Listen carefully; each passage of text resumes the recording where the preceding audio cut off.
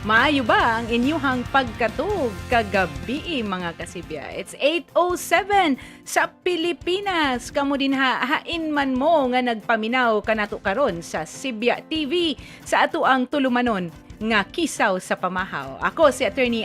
Magpale nga makigkuyog og makiguban ninyo usa ka oras hangtod alas 9 ta mga kakisaw. Ayaw mo og biya? Padayon mo sa inyong pamahaw, kauban diri sa SibyaTV. Baha sa kalibugan, lunok sa kasaypanan, huwaw sa katinawan.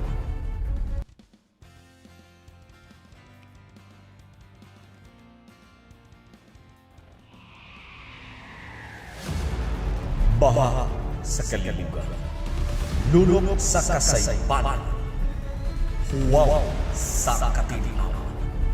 Nihit sa kahulugan, SibyaTV, masaliga, madampa, malauman, kamatuuran, masabta, SibyaTV.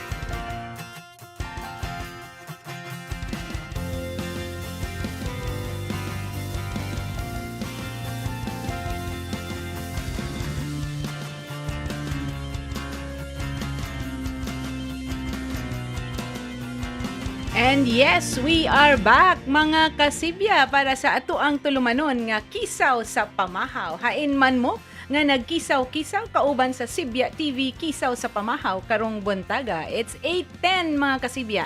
Naa na ba sa ilahang mga tagsa-tagsa nga mga klase ang atong mga nagtuon para sa ilahang online classes? Ang mga work from home, nagsugod na ba mo og alas 8 sa inyong trabaho or nag-andam pa lang mo sa inyong mga kalihukan para karong adlaw? Bisag asa pa mo din hinaot unta nga dili mo biya sa SibyaTV para sa ato ang tulumanon nga KISAW sa PAMAHAW. Ako si Atty.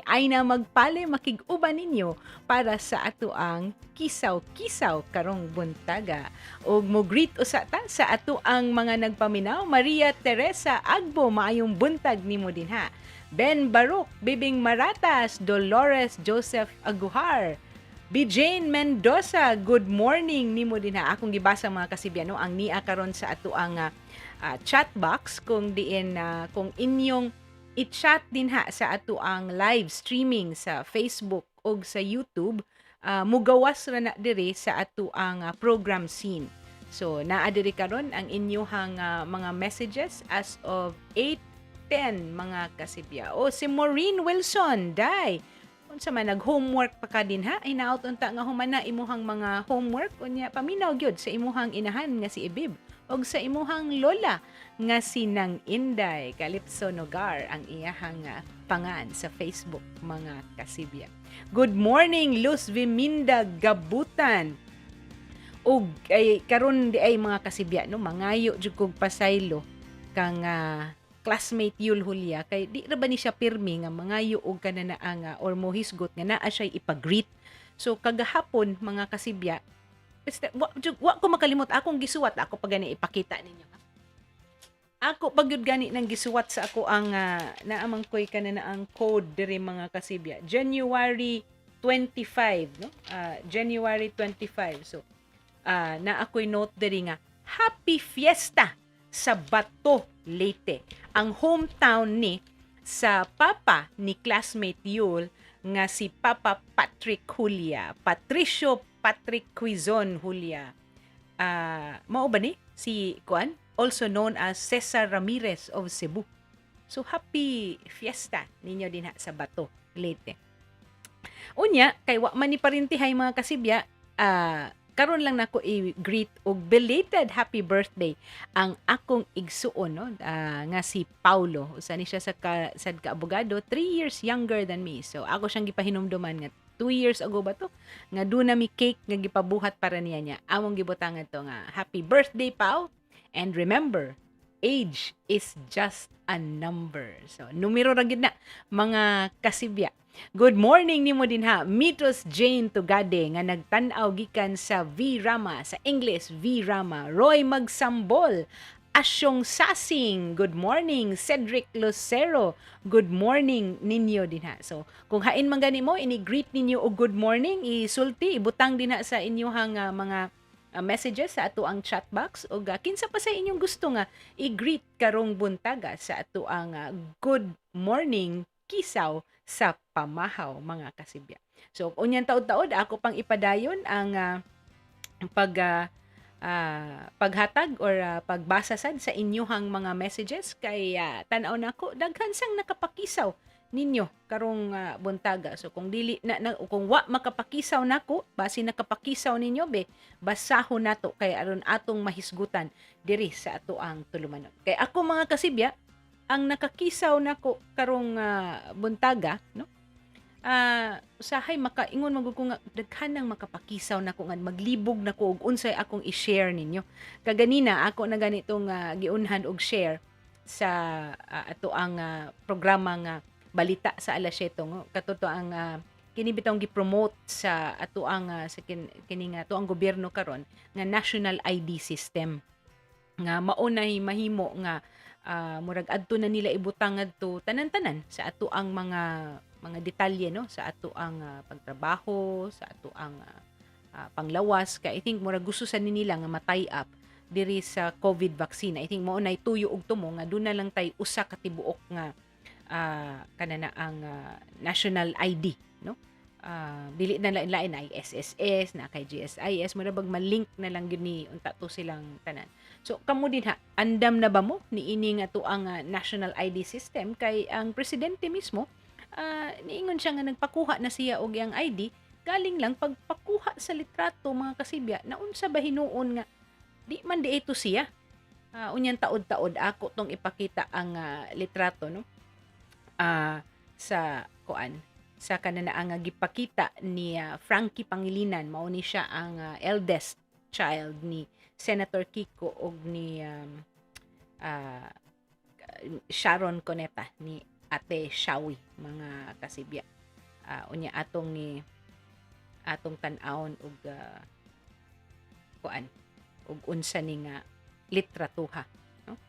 Kay there is a Twitter account no ni Frankie Pangilinan, iyahan nang gipagawas nga ingon dayon siya nga naay litrato sa presidente nga naggunit ni adtong iyahang ID no. Unya ang iyahang gi-zoom in kung unsay pangan ngadto sa ID nya ug unsay litrato sus kay di man mao mga kasibya. Ingon dayon si Kaki, this you? Letter U ba? So, mo na mga kasibya, no? Kinigong teknolohiya. Kuan naman kaini kanana ang available na gid bitaw kaayo nga kanana ang sa kadaghanan, no? Unya, daghan kaayong mga features nga bisag unsay atong makit-an dinha sa ato ang sa pangan ani kanana ang mga application programs nga gigamit og social media platforms no. Daghan kay kang mapupo or makuha nga mga kasinatian. So pag zoom niya ngadto sa ID mga kasibya no nga gigunita ni President Duterte, di man mao ang pangan, di sad mao ang litrato. Ang pangan ngadto Juan Miguel Fernando Joseph Anthony. So klaro kaayo nga murag sample ra bitaw to mga kasibya.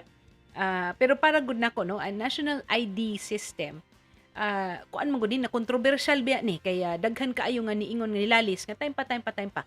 May kani nga among ihatag ang mga detalye sa amo ang pagkatao, sa amo ang kinabuhi unya unsa man ka secure kini nga mga information or data kay murag kuwang pa sa pagsalig ang atong mga lumulupyo diri ang atong mga kaigsuonan bahin sa kananaa nga cyber security engagement no og nga lig-on ba gyud siya para dili ta maangin.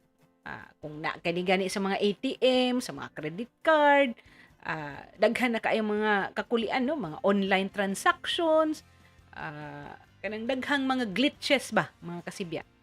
Kay numdum mo adtong una do nasad koy nasibya diri nga bahin sa LTO kanang biton sa mga plate number ni rehistro sa imong sakyanan nga ma-access nya nahimo nga kanana ang on the public domain. So kuyaw kaayo mga kasibya. So kamo din ha mga kasibya, unsa man mo, andam na ba mo para sa ato ang national ID system o kining mga gihisgutan nato nga mga bag-ong teknolohiya makasalig na baka ta niini mga kasibya kay murag ako gusto sa ako makakita og klaro gyud no nga kanana ang mga lakang, and I think dili lang kanana on just this one aspect but a general sense of trust bitaw nga mahatag diri nato niining mga nagduma sa nagkalain-lain nga ahensya, because without that trust and confidence mga kasibya lisod kaayo nga ipalapad or palapdon pa ang kasinatian sa mga tao aron mas magmalinawon sila sa ilahang gibati ug mosalig sila nga mo apil mi ni anang inyuhang mga kalihukan. So, Cristita Saraom, Japi Arante Panyalosa, hain man mo nga nagpaminaw ka nato karon. Hain naman ning ako ang hain pa kay di ako diri abli sa ako ang kaugalingon. Yes, delayed ang ato ang kuana. So nagtan-aw ka nato karon si Lucita Alaura, Jinky Bagasbas, Gaya Liz, Buntog Rago, good morning. Edmundo Astudillo, Wilson Bores Herrera, Susimitos Jean Tugadi ni Moseno. Please greet also Sir Leo, mingaw na minimo. Sir Leo, ato kaning kuhaan si Sir Leo og ato ang kuano kana ang morning greetings niya pangutan-on nako siya unsay nakapakisaw niya niining mga niaging buntag. Kaya ngayon ra ba ka ito nga nagsulob sa palagdas nga t-shirt ni classmate Julia. Good morning din na nimo Glory Kongson Tura. Baby Lim Kabahog, Alfredo Alinson watching from Cebu City. Kanina doon ako'y naagian nga watching from Alaska Mambaling si Reynaldo Peletero Pagaduan. Unya watching from Banawa di ay si Cristita Saraom. Kaganina doon ay watching from Caraga. Nawa man ang ako ang gihisgutan.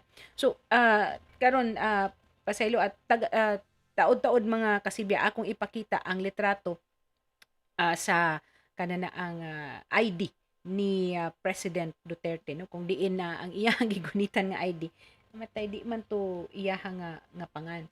So ato tong akong kuhaon diri mga kasibya. Apan maunay una nga nakapakisaw nato karong buntaga ang ikaduha mga kasibya mauning balita nga niini taliwa ni ining pandemya kay bawo man gid tanong nga naundang ang ekonomiya or kanana ang kung sa pagaingnon pa ni why lihok no sa ato ang ekonomiya for pila ka buwan ug dunay daghan kay mga industriya ug mga sectors nga hangtud karon gani are still reeling from the after effects ni ining pagsirado sa ato ang pagtak-op sa mga negosyo mga kasibya. Hangtud karon ang kining on the entertainment and on the tourism industry lisod paghapon kaayo ang ilahang pagbalik kay gidili man or kung mahimo naman gani nga mo biyahe daghan kaayo nga mga balakid o daghan kaayong mga kakulian nga kinahanglan na buhaton. So kini mga kasibya nakaepekto gyud ni sa panudlanan niya ng mga negosyoha. So asa pa even atong mga malls, no, mga kasibya, tungod kay gidili pa man ang 15 years old and below, and then ang 65 and up, no, dili paghihapon makasuroy-suroy. So that is a very significant segment sa ato ang population nga maka-contribute unta to sa ato ang ekonomiya apan na dili gidid-an pa man sila, so unsaon man ni paglihok. Ug mao kana mga kasibya nga daghan kay mga nanira nga mga tindahan, no, mga um, sectors, mga freelance na to nga mga professionals apektado kayo. Tanaw na ako bisag mga abogado, doktor, no. And when I say doctors, certain mga practices, like for example, I'm sure ang nauwahi ka ng mga naa sa aesthetic, no, mga derma, nauwahi na, although of course ang katong other practicing mga specializations nga naagyod na himong frontliner gyud kay kanigod mga kasibya, no, even if you are in the medical profession, dili kay tanan ma-frontline sad mo. So doon na pag yun sila in time mga frontliners of the frontliners, mga kasibya. So kana nakakita sad ta nga kung diin ang ato mismong mga kaigsuunan nagpanagana nga mo magpakonsulta ngadto sa mga doktor. Ako na mo first anak nga mo angkon ang mga kasibya kay diri sa Manila sa matag gusto unta ko nga kanang atong mga annual bitaw nga mga check-up. Doon na may mga kakulian nga mga kaingon ko nga ugma na lang, sunod semana na lang. Pero ako say una mo ingon mga kasibya nga kung doon na gyud may opportunity, ayaw na ninyo og iugma-ugma, okay, because pag inig-abot na gani sa ato ang health, time is of the essence, because the earlier nga doon na kay medical intervention, kung doon na kay mga gibati, kana na ang masayusad, no, ug masayon nga maatiman mao ni mga kasibya. Pero munang ako nang gihisgutan mga kasibya kay sigon ni ining usa kapag tuon, no, nakuha ni nako sa CNN Business, no, ang mga dato naka-recover na sa pandemya, and it took them only 9 months. So, siyam ka buwan in the 9 months nga doon na tay pandemya na usab ang ilahang mga kalihukan. Tanaw nato ato ning tanaw, no, aron nga makakuan sila, maka-bounce back sila, no, ug dili gyud ingon nga kada na ang manirado sila. Pero kini mga kasibya tungod sad ni kay dako kaayo ang ilahang investment, no. So kung sa PC pa taas gyud ang mga PC ani nila, mauna nga nakalahutay sad sila. So ang World Economic Forum mga kasimbya, no, doon na sila virtual meeting of political and financial leaders, no. Og ang kini di ay gi-release di ay ni nga report, no. Una pa nga mag-meeting ang mga kadagkuan sa World Economic Forum, mga political ug financial leaders ni sila nga kana na ang usually adto ni sila sa Switzerland in Davos sa ang pagsulti ani kaysa na mga tua mo nga na sa laing naso. Do you say Davos? Yes, I think it's Davos mga kasibya, no.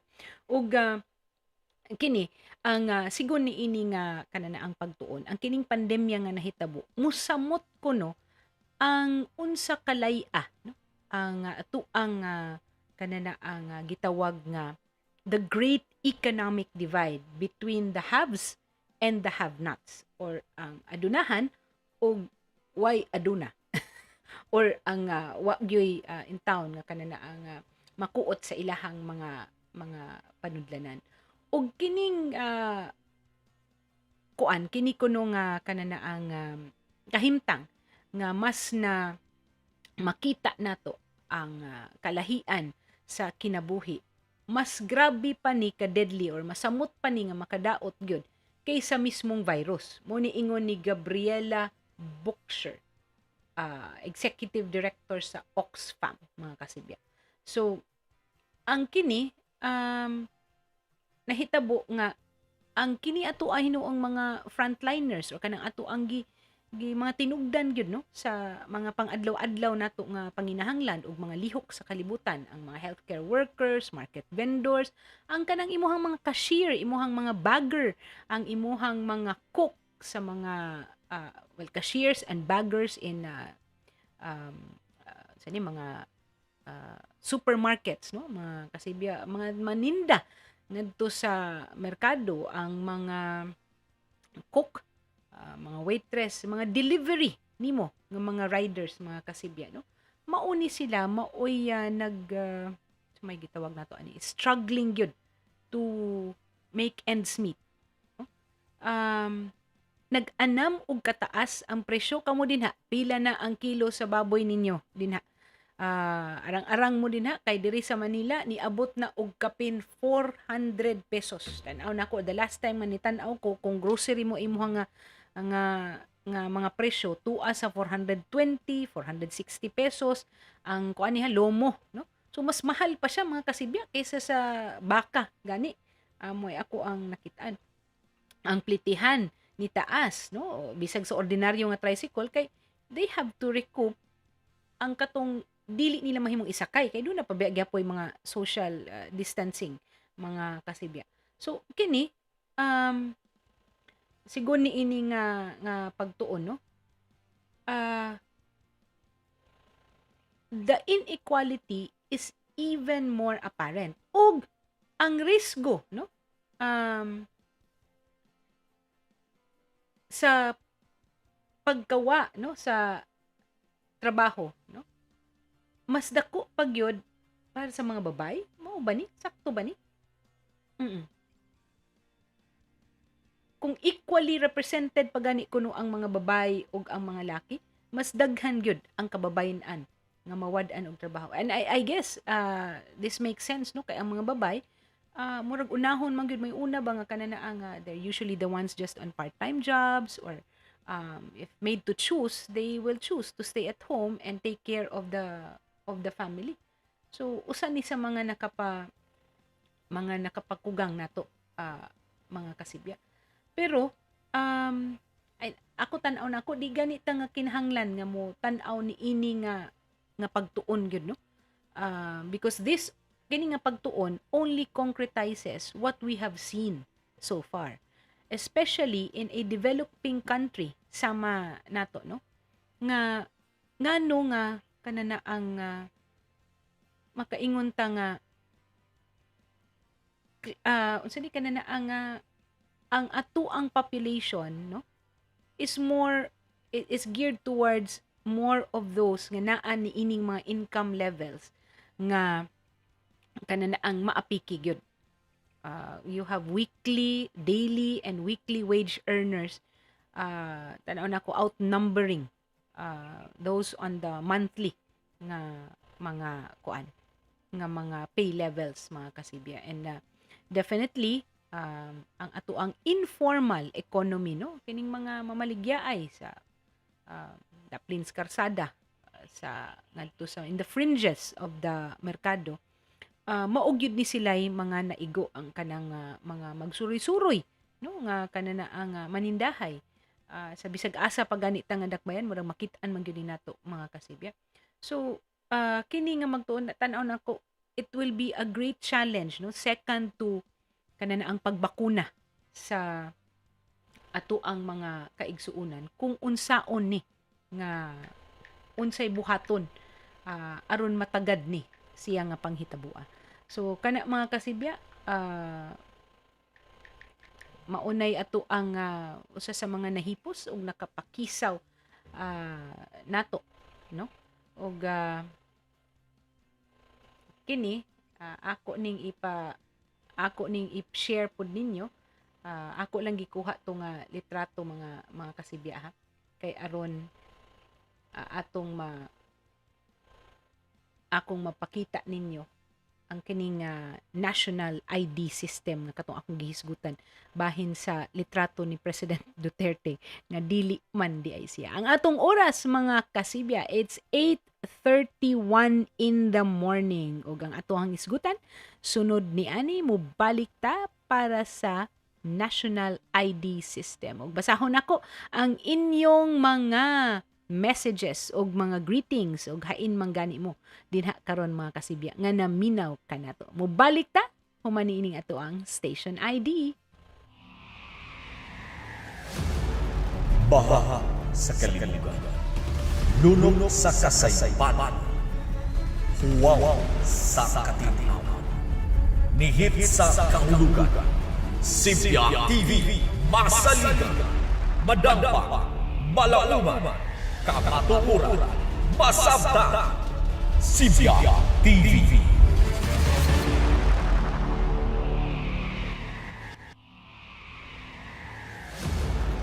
Baha sa kalibugan, lunok sa kasaysayan, huwaw sa katinawan, nihit sa kahulugan. SibyaTV, masaligan, madampa, malauman, kapaturan, masabta. SibyaTV.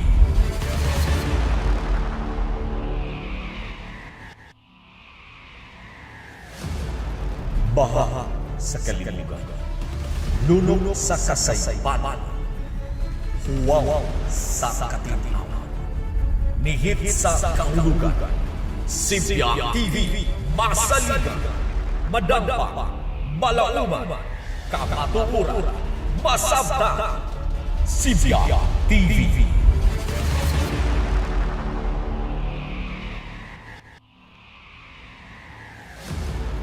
Baha sa kalibugan, lunok sa kasaysayan, huwaw sa katinawan, nihit sa kahulugan. SibyaTV, masaligan, madampa, malauman, kapaturan, masabta. SibyaTV.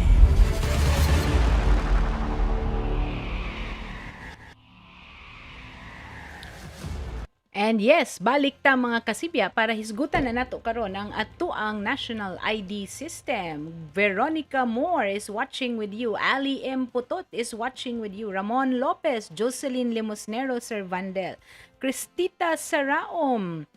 Good morning again. Dave Michael M. Boy, Nor de los Santos, Edna Martinez, Larry Villacorta, Roger Hakalan. Si Roger mo ay nangutana unsay advantages and disadvantages of the national ID system. Manolo G. Tumulak, good morning ninyo din ha. Ang national ID system, mga kasibya, no? Mao kini ang gipaningkamutan sa nga gitawag nga kanana ang Philippine Identification System, no? Nirehistro na si President Rodrigo Duterte ni ini nga gitawag nato nga Philippine Identification System.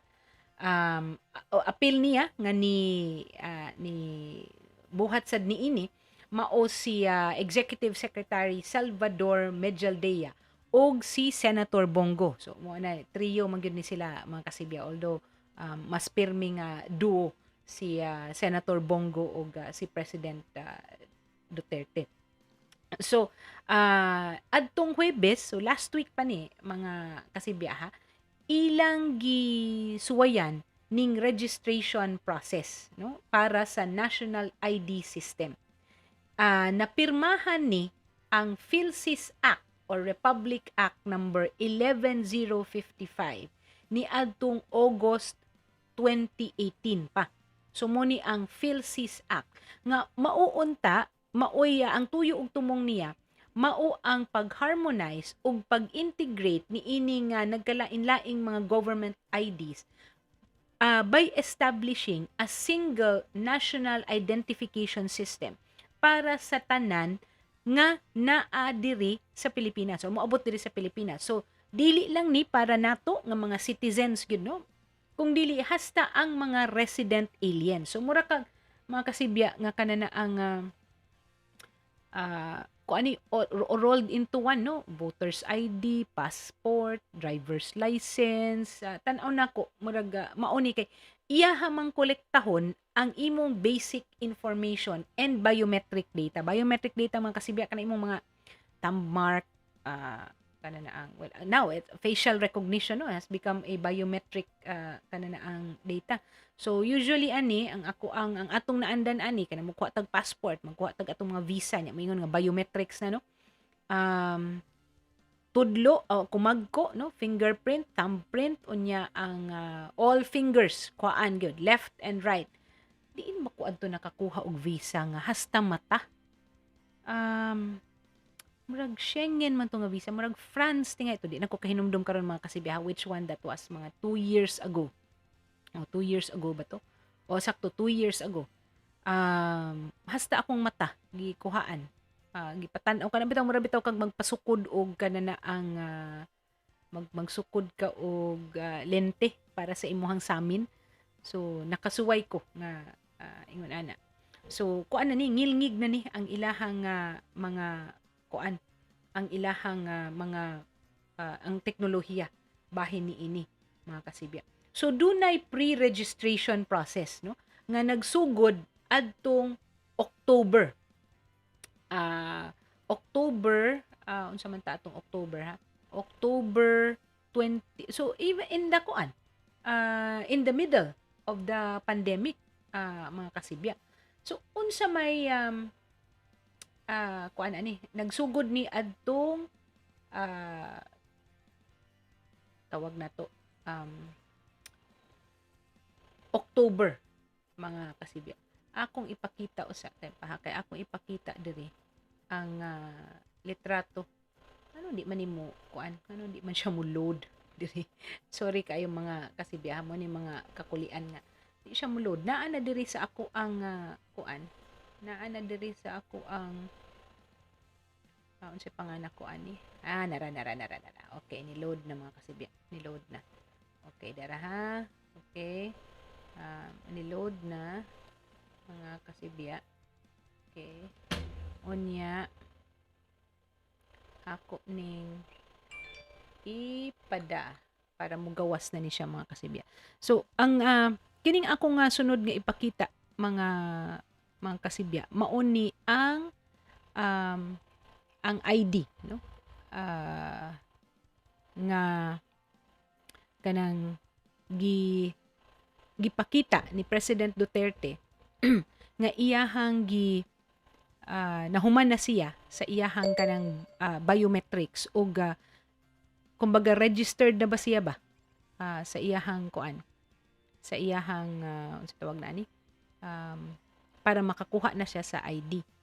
So kini mga kasibya, okay, mao ni ang gigamit ni Frankie no Pangilinan para ipakita nato nga ay naman ni ha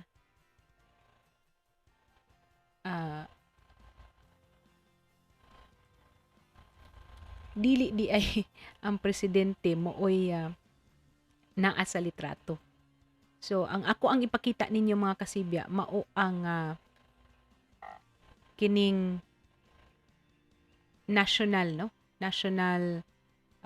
official nga photo nga gipakita gikan sa office of the president mga kasibya. So hopefully klaro ni okay kay although okay, there you go mga kasibya. Dera ha.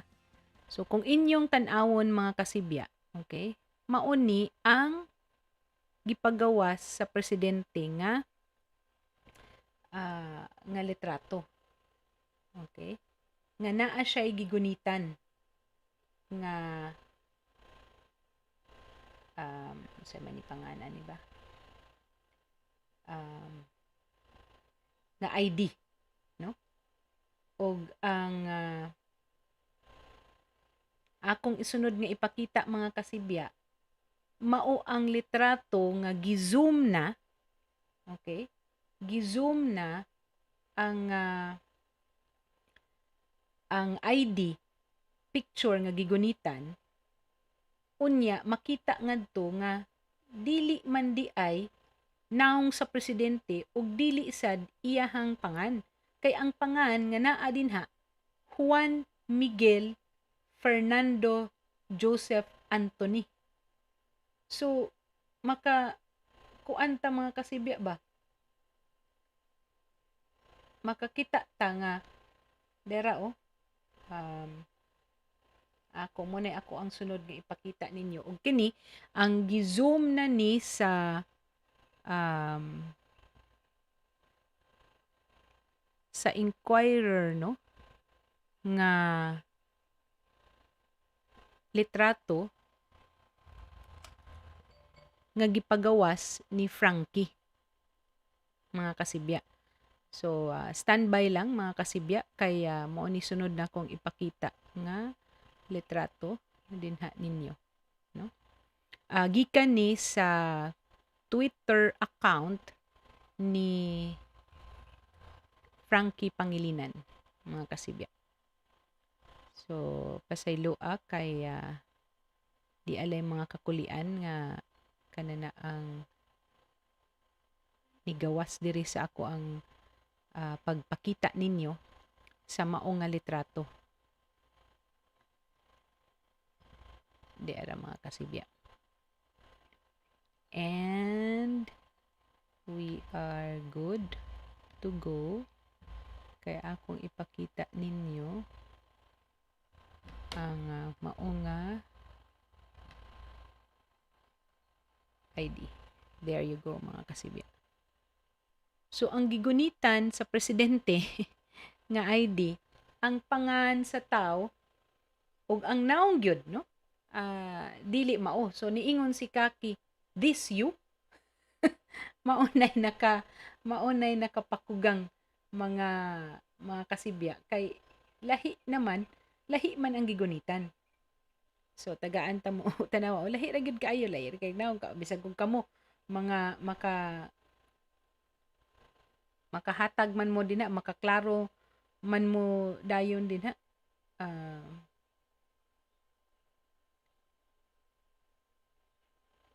Nara.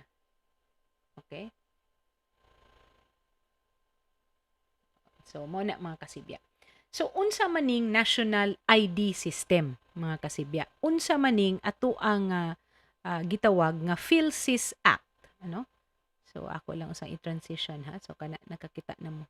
Muna controversial man kasibya. Kung gusto pa mo nga makaklaro gyud, pangitaa lang ninyo si Frankie Pangilinan, that's Kaki P83 sa iyahang Twitter account. Pero kung inyo ning i-search sa Google, daghan na mga nagpagawas ni ini. Although 4 days ago ni nga gipagawas ni Kaki, pero karon ra nga ni nahimo nga murag ni trending gyud siya. And this is what we are talking about. So, ang photo sa presidente nga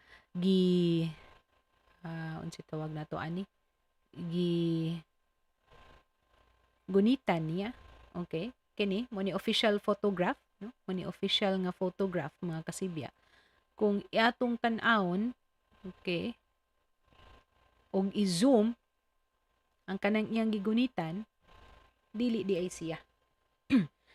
Ang akong komentaryo ani mga kasibya no kani kanana ang small things like this ba, angay unta nga mas duna pay kanana ang mas lawom nga pagtagad ang mga nag-alirong sa presidente because it's daghan na kayong gihuna-huna ang presidente no, but it's the people around him that should seek to ensure no nga ang mga mugawas nga kanana ang mga balita would be something nga kasaligan, because this kind of kanana ang display no of di sa kumingon nga inaccuracy ba may matawag ani, mura magkanana ang nagbinuang ra bitaw, mura magkanana ang wa giseryoso ba ang gravity or ang importance of the matter. That's your president. Siya mo'y una nga nisuway. O gusto gyud ka nga magpakita og kanana ang unsa ka mamatinud-anon no ang liho. Then be transparent. Wa pa di ay bago makasabot ra man ta nga karon ra siya nga nagkuan og ni hatag sa iyang biometrics. Di man sa tang mo expect nga dayon-dayon, di ba nga naa na. But if you will come out with a picture like this, don't let him hold an ID as if mauna to ang iyahang kuan. Siguro if kung ako no para just to prove a point, pagunita siya og dako kaayo nga kana bitaw mura kag ganang mudawon nakadaog bitaw ka og kana ang premyo sa raffle or naay cheque nga itunol nimo nya naa sila buhaton nga kana ang kanang mga styrofoam bitaw nga kana i-enlarge nila para klaro na dili na ikaw. Nya imong ingnon nga okay in 3 days makuha na ninako. Kay lalisunon pa baya nga kuan unsa ni kanana ang ug unsa sad kapaspas, no? Wilson Yu niingon na why make a big deal on Kaki Kiloy's opinion? She's nothing. This is not about the opinion of Kaki. Siya lang mo ay nakapagawas ani Wilson. Ang ato ang point diri is in the same manner na kuwang og coordination bitaw sa ato ang nakit-an nga mga communication protocols, no? Kuwang ba or there is a seeming lack of complete staff work, muna ako ang gitawagan, complete staff work to make sure nga ang mugawas nga kasinatian ug mahatag ngadto sa kadaghanan is something that can be trusted. Kay murag sunod-sunod na manggod ni nga kanana ang from the red tagging, no? Pagawas og mga pangan nga wa diri wa didto, katong mga pangan sa mga congressman nga nalambigit sa DPWH nga mga unsa ni nga mga investigasyon unya gipagawas sa Presidential Anti-Corruption Commission. The kini nga most recent one nga kanana ang mga pangahan kuno nga mga NPA, no, nga nangamatay na nga mga alumni sa University of the Philippines. Mauni ang ato ang tuyo ug tumong, because when information comes from the highest, no, nga kanana ang from the highest authority, kuan ni siya kanana ang it puts into the proper perspective unta ang kalihukan. But if you put in wrong information or kuwang, para sa ni sa bakuna, no, nga kanana ang lain-lain ang gipagawas nga mga balita sa presyo unya mahimakak diri sa usa, moingon si Secretary Roque that's fake news, unya moingon si Senator Angara but this came from the DOH, unya mo angkon si DOH nga yes that came from us. Kuan kaayo kuan ni kanana ang it's alarming to say the least ni. Sakto ni ingon si Sylvianita Alfetcheli, correct jud ka attorney Aina, magklaro sila, labad na sila. Labad na, especially sad labad gyud kaayo para namo, no, Silves kay kami nga naa diri nga ganahan mo hatag og pagsibya, no, or paghatag og ganana ang pagpahibaw ninyo, gusto sad mi nga klaro ang among ihatag nga kasinatian dinha ninyo. But if dili mi makahatag or kami mismo maglibog, ay kuyaw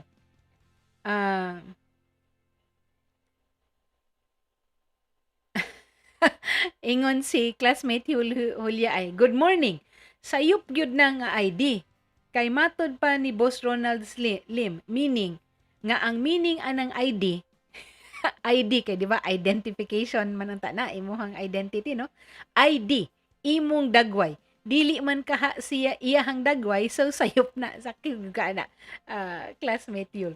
So kini mga kasibya, no, ang national ID system, okay, is supposed to simplify our lives. Kita baya sa kada nato lihok, no, magkinahanglan gyud ta og proof, no, sa ato ang identity, whether naatay mga financial transactions, mga bisag online transactions, no, mangita og ato ang government issued ID. Di gani sila usahay nga musalig og kining gitawag nato nga kanana ang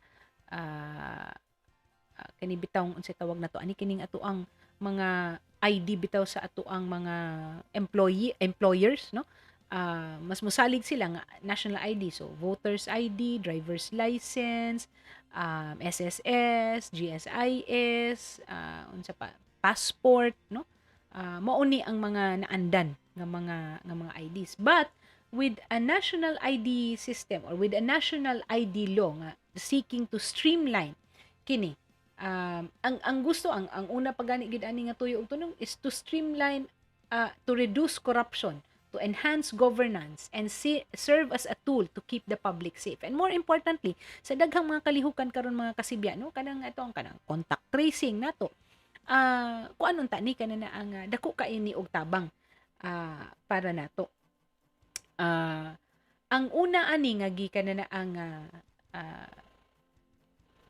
gi saan may gustong i-address, no, would be to make the Philippine Identification System or PhilSys as a single proof of identification. So usa na lang kabuok. So whether naa ka diri sa Pilipinas or tuwa ka sa gawas kay nag OFW ka or dual citizen ka, pwede ninimo nga magamit, makarehistro ka, no, ani mga kasibya. Whether government agency pa or private institution ang imuhang matransaksyon, dawaton ni nga proof sa imuhang identity. So unsaan man ni pagkananang, how does it work? Una sa tanan, imong ideklarar ang imong tinuod nga pangan as it appears sa imuhang birth certificate. Okay? Doon na din ha imuhang photograph, ang imuhang gender, no? Unya ang imuhang blood type ug ang imuhang signature, mo'y iyahang i-capture.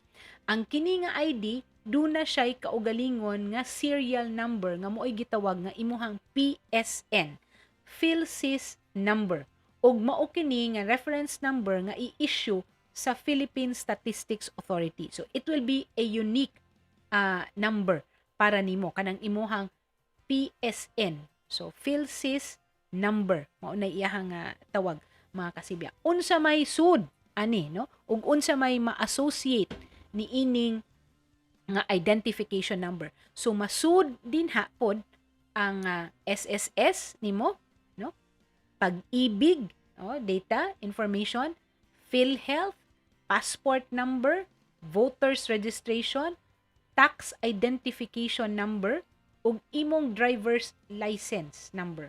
So kuan ni mga kasibya, murag ma-all in gyud ni nga kay usahay ra ba lisura oy kana na ang ilang ibutang din na ang tanan nimo nga o ibutang nimo sa imong wallet ba mo baga na kay SSS card, pag-ibig card, PhilHealth card, voters ID, TIN, hasta ang TIN, driver's license nya masamok na kay mo appeal pa na sa ako ang kanana ang SM Advantage card, Robinson's card, ang ako ang kanang mga pang-grocery, Watson's card, Mercury card, kuan na kaayo, bugat na kaayo niya, magsige ta pangita, magbalhin ta, mag-ilista og bag, habwa tanan, makalimtan. Mao na karon.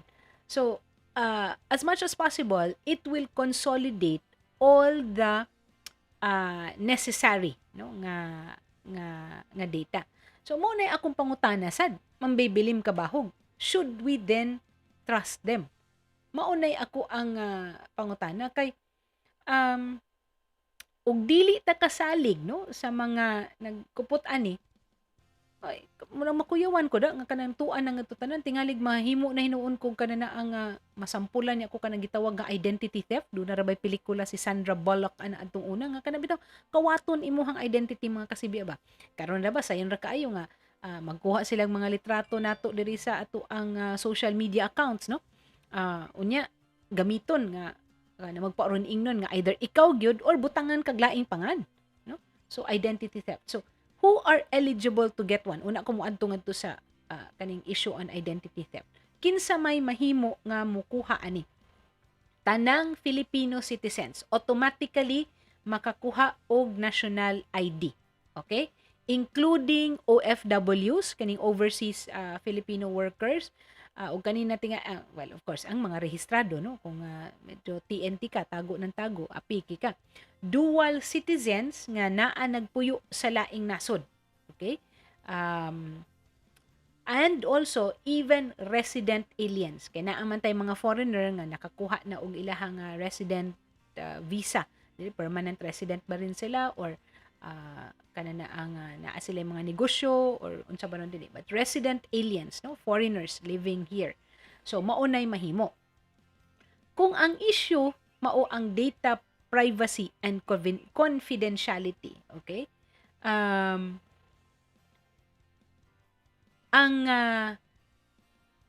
gipasalig sa gobyerno mga kasibya nga ang kining access sa information tuara ni sa Philippine Statistics Authority nga mo'y magduma ni ani nga data.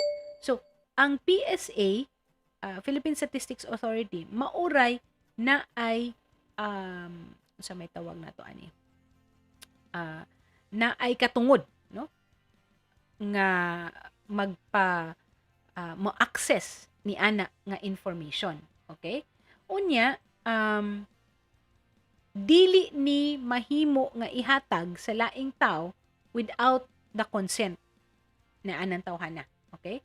Unless, okay, dunay court order nga kwaon ni nga information or dunay public health or safety concern, no? Kanang pares anang mga contact tracing nana. Or dunay aksidente or disaster, dunay katalagman nga ang ID holder kinahanglan na mahibaw-an ang iyahang medical history, no?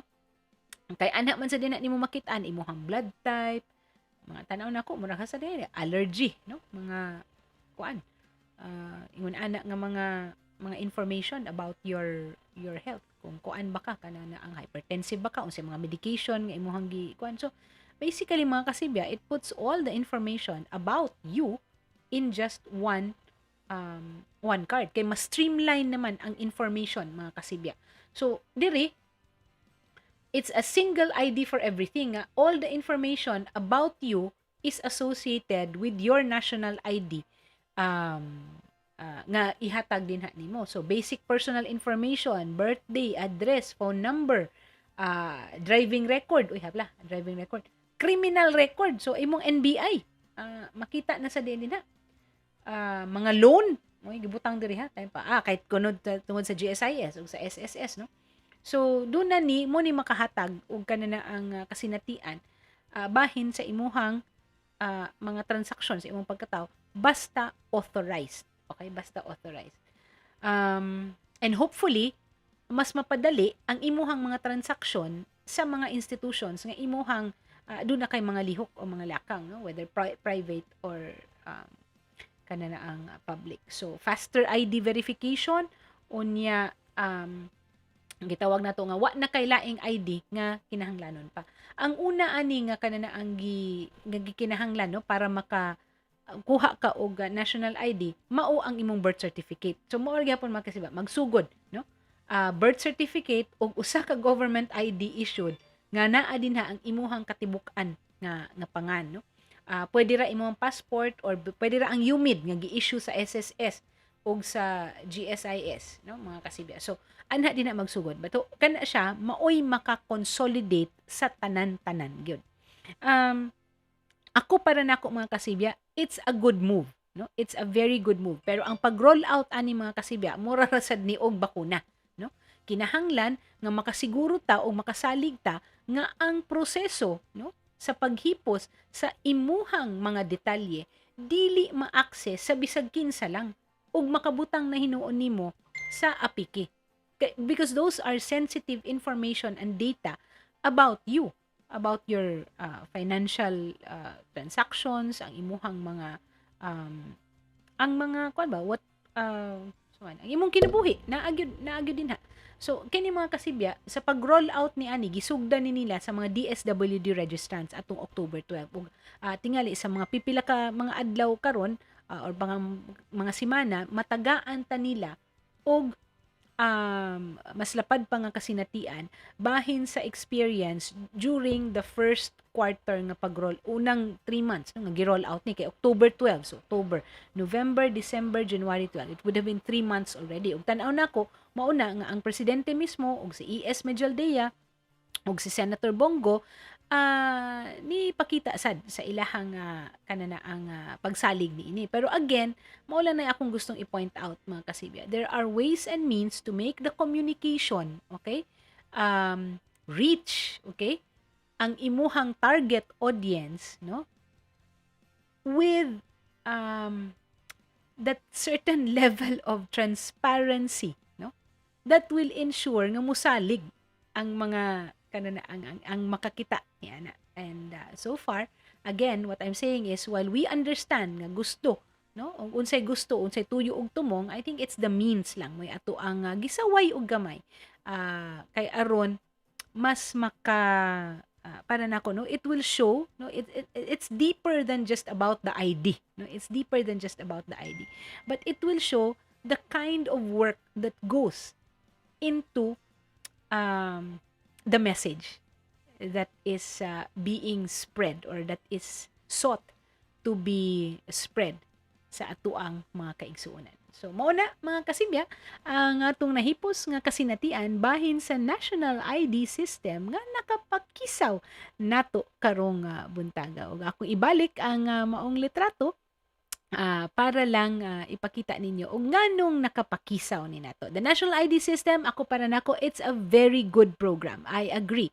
But then again, the manner of implementation, mga kasibya, we have yet to see kung unsa kaayo ni ang ilahang mga protocols no sa pag-implementar ni ining maong kuan unsa tawag na to ani proyekto para sa ato ang mga kaigsunan.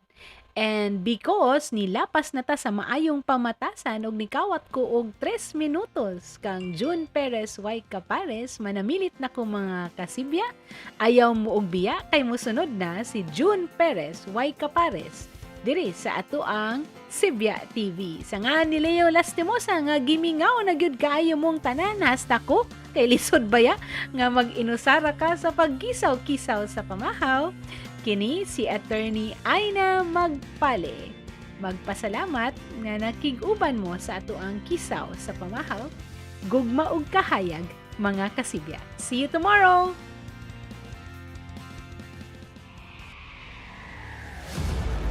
Baha sa kalibugan, lunok sa kasaypanan, huwaw sa katiliwan, nihit sa kahulugan. SibyaTV, masaligan, madampa, malauman, kamatuuran, masabta. SibyaTV.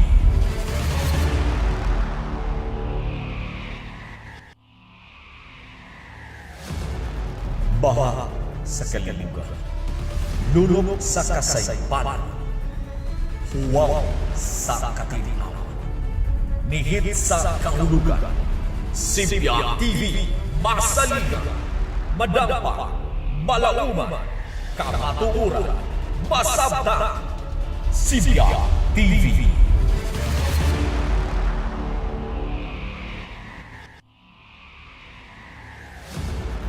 Baha sa kalibugan, lunok sa kasaypanan, huwaw sa katiliwan, nihit sa kahulugan. SibyaTV, masaligan, madampa, malauman, kamatuuran, masabta. SibyaTV.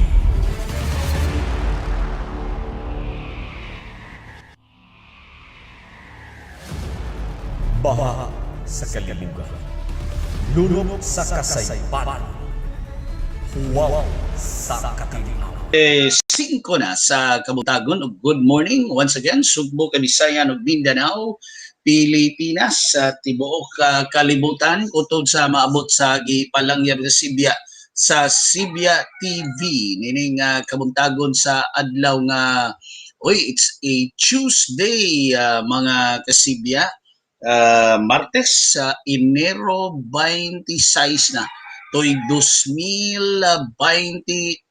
Welcome sa live edisyon sa atong tulumanon sa June Perez Y. Capares at your service sa mga kasibya. Kumusta inyong kabuntagon ining init ng kabuntagon mga kasibya sa adlaw nga Martes wala lang pila lang kaadlaw sa Enero, 5 no? 4-5 kaadlaw pila man ning Enero 31 no? So 27, 28, 29, 30, 31. 5 na lang kaadlaw. Mutapo na ta, mo kambyo na ta mga kasibya, mo abante na ta ang ngadto sa ikaduhang buwan, ang buwan sa gugma, ang month of February mga kasibya. So pwedeng paspasa, pwedeng paspasa sa pagligid sa panahon, murag pareha kapaspas sa pagligid sa ligid sa kinabuhi. Ito, kumusta inyong kabuntagon diha mga kasibya ha? Kuan kining hilwas na bas misis diha labi na kanang si misis nga mao nag-atiman diha sa balay, may nag-atiman karos kabataan nga naara diha sa balay, nagpahigayon sa iyang pagklase mga kasibya, no? Nakahilwas na ba kaliha misis or umana kasi imong gibuhaton pero lain sa gibuhaton mao ang pagtudlo sa mga bata, labi na mga bata nga dunay module, no? Module ang pagtuon mga kasibya na ang ato ra bang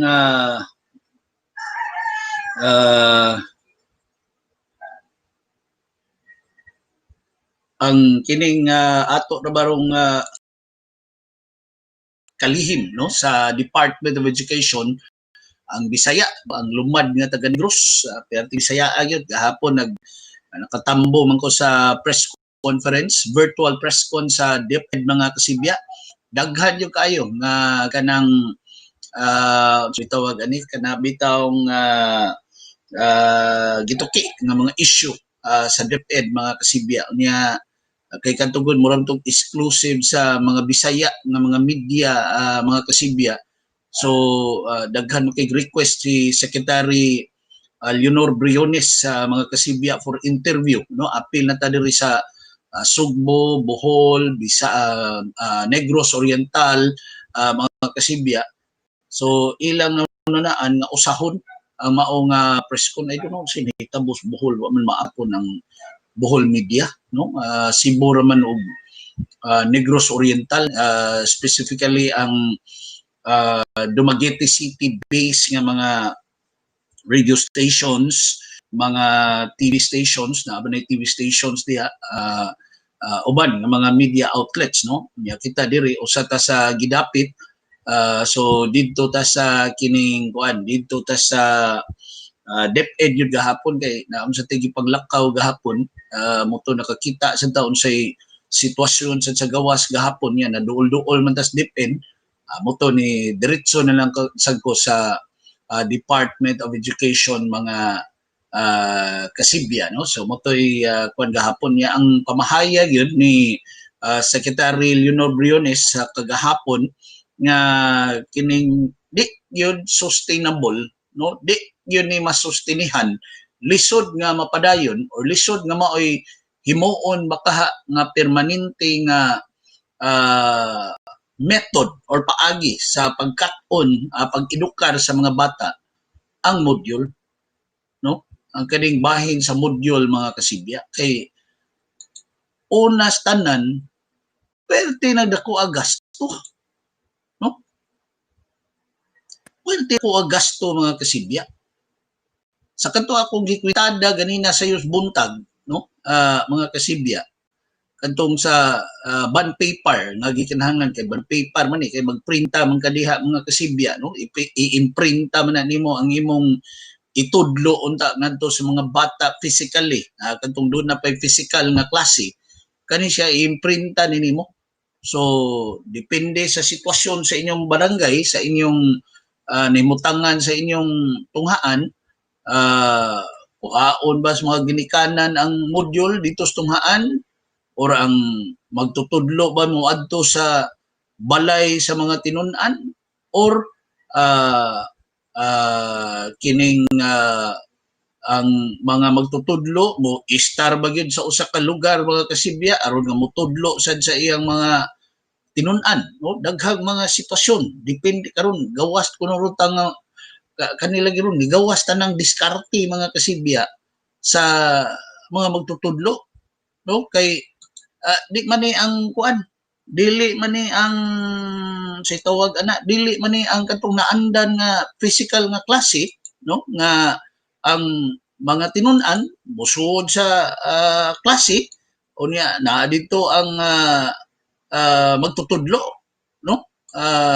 Kana siya mo nay sitwasyon sa una pero karon wa naman lisod man, no? In fact daghan nga paagi gani pero sa public schools ang ila gyud na kuan yung tanan halos tanan yun siguro, no? Pipila ra man ni sigurong amot do na bay online diri sa public school sa ako di kay ko ka suwito ha pero nga akong nahibaw-an yun module ibisag di adiri sa kaning amoa sa punta dool mi diri sa Punta Princesa elementary school high school sa ni diri nayo say mahibong ko ano ni daghan kay magilikanan nga nagkuan kana bang nagpanon no nagpanon padong eskwelahan nasay uban gikan sa eskwelahan to nangutan na ko sa bago pa ning kato pagsugod sa klase atong pag-Oktubre sus mao de kay sila day pakuha sa module mga kasibya so ingon ana ang kuan sa module perti yung kuan na makaingon yung ta perti hasula no hasol yun ni tanan nga matang sa kuan matang sa pag-edukar mga kasibya no kay ang kining kuan kining pagpaedukar sa mga bata di man sayon sa yun no bisag kadto sa physical nga klase kung imong nunaon hasol sa yun to no bisan tuod og imong gibilin ang imong bata dito sa eskwelahan kung diin siya nagtungha ikaw makahimo na ka diri sa imong buluhaton tibok adlaw no pero timan nga ang buhaton sa nimo matagbuntag naa sa di ang hasol no ang prior nga mga buhatonon sa di pa siya mo eskwela no pagpamata sa bata pagpakaligo sa bata pagpapamahaw sa bata pag-eskwela sa pag ili sa bata unsa iyang kuan andam pa kadiyang pagkaon para sa iyang paniudto sa imong anak no kanang di siya mo uli sa inyong balay unsa pa paghatod sa bata no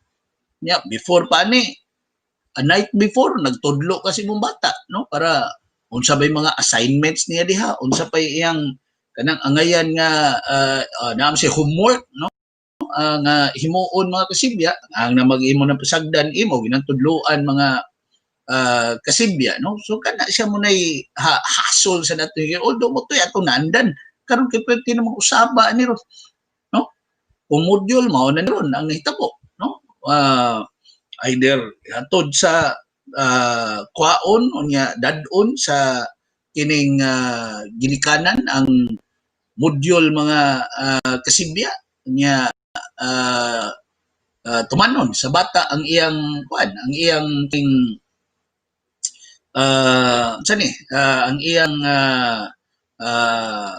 naa sa module no mga kasibya no unya ang kanisang uban pa nga kining matawag nato nga lakang for example ang kung doon na may online lain sa na nga medyo di sad siya sayon kay kana kwarta man say kinahanglan gyud na no una wa kay ko ka-sure ha sa akong kaingon wa kay ko ka-sure sa habig sa online class diri sa public school kaya akong nahibaw-an ang online murag di at sagaran sa private schools mga kasibya na kini sa kuan sad radyo no in fact gahapon pura ko nakakuha ko mas ngiringig man ang DepEd Negros dito kay kumpleto man sila sa tanang aspeto sa kahimanan dito in fact na sila kanang radio station no naata diri kantong sa Haklupan ba to sa Talisay pero dito na kuha dito murag parehag yapon frequency 88.8 gihapon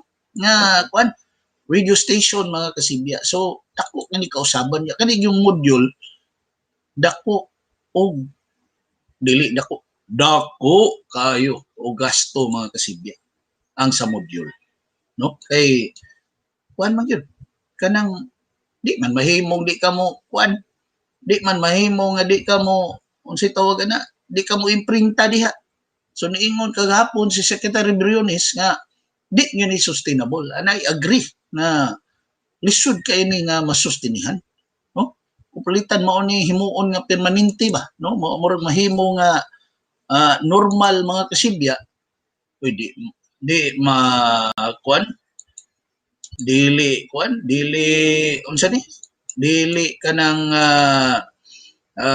kuan ni dili bitaw mahimo nga permanente nga paagi sa learning sa mga bata no So karon ang una-una gyud sa DepEd is mo adapt gyud sa technology.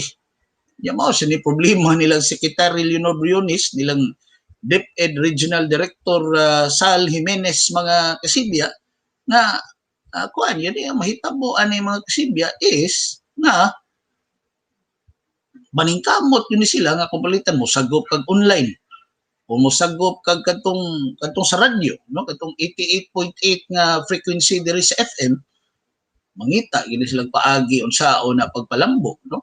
Of course kung mulambo sa dang internet signal siguro nga wala tay problema signal dito sa kabukiran kana ang problema na sa diha ang pagpangita na sa kwarta sa data or subscription aning mao nga internet sa mga telco. Gawas kung ilibre na diha awa gyud problema noon no. Pero muna mga kasibya lisod ang aspeto karon sa edukasyon no. Katulad kay akong gikwenta to ganina no 25 million learners no na lang ha 25 ka milyon ni ka mga tinun-an sa public schools lang siguro ni no public schools kay gihiskot magbudyo si Secretary Biyernes no so 25 million bond paper ibutang ta lang sa average nga subject mo imprinta ang maestra og taglima nga tos na po ay butan na ari tas minimum mga kasibya taglima no 5 bond papers per subject per week na di siya siguro no ay butan lang per week ay butan ta na po no na po ka bond paper per week per subject butang tag sa usak semana pilam na ka subject upat lima no upat lima na po lima 50 natin pa ha 10 pages per week sa usa ka subject no mo na akong kwentada ha mo na kani ko lang niha kanang simple arithmetic lang 10 pages per subject unya 5 ka subject per week so magkinahanglan ka sa usa ka learner magkinahanglan kag 50 ka bond paper kada semana mga kasibya i-multiply na nimo sa 25 ka milyon ka mga learner ka mga tinun-an pila naman na mga kasibya 50 25 million per week na ha per week 20 million ning mga nagkuan 20 million ning mga nagtungha 20 times 50 25 learners 1 billion sabi ako klaro ni 1 billion ka bond paper na may gikinahanglan mo ba diyo ta klaro ta ni 25 million no paigo gali sa akong kalkyo nya times 50 1.2 billion bond paper na per week. Yeah, times 4. Sus, kabiha. In 1 month's time, kinahanglan kag 5 billion. Kana rough estimate lang na.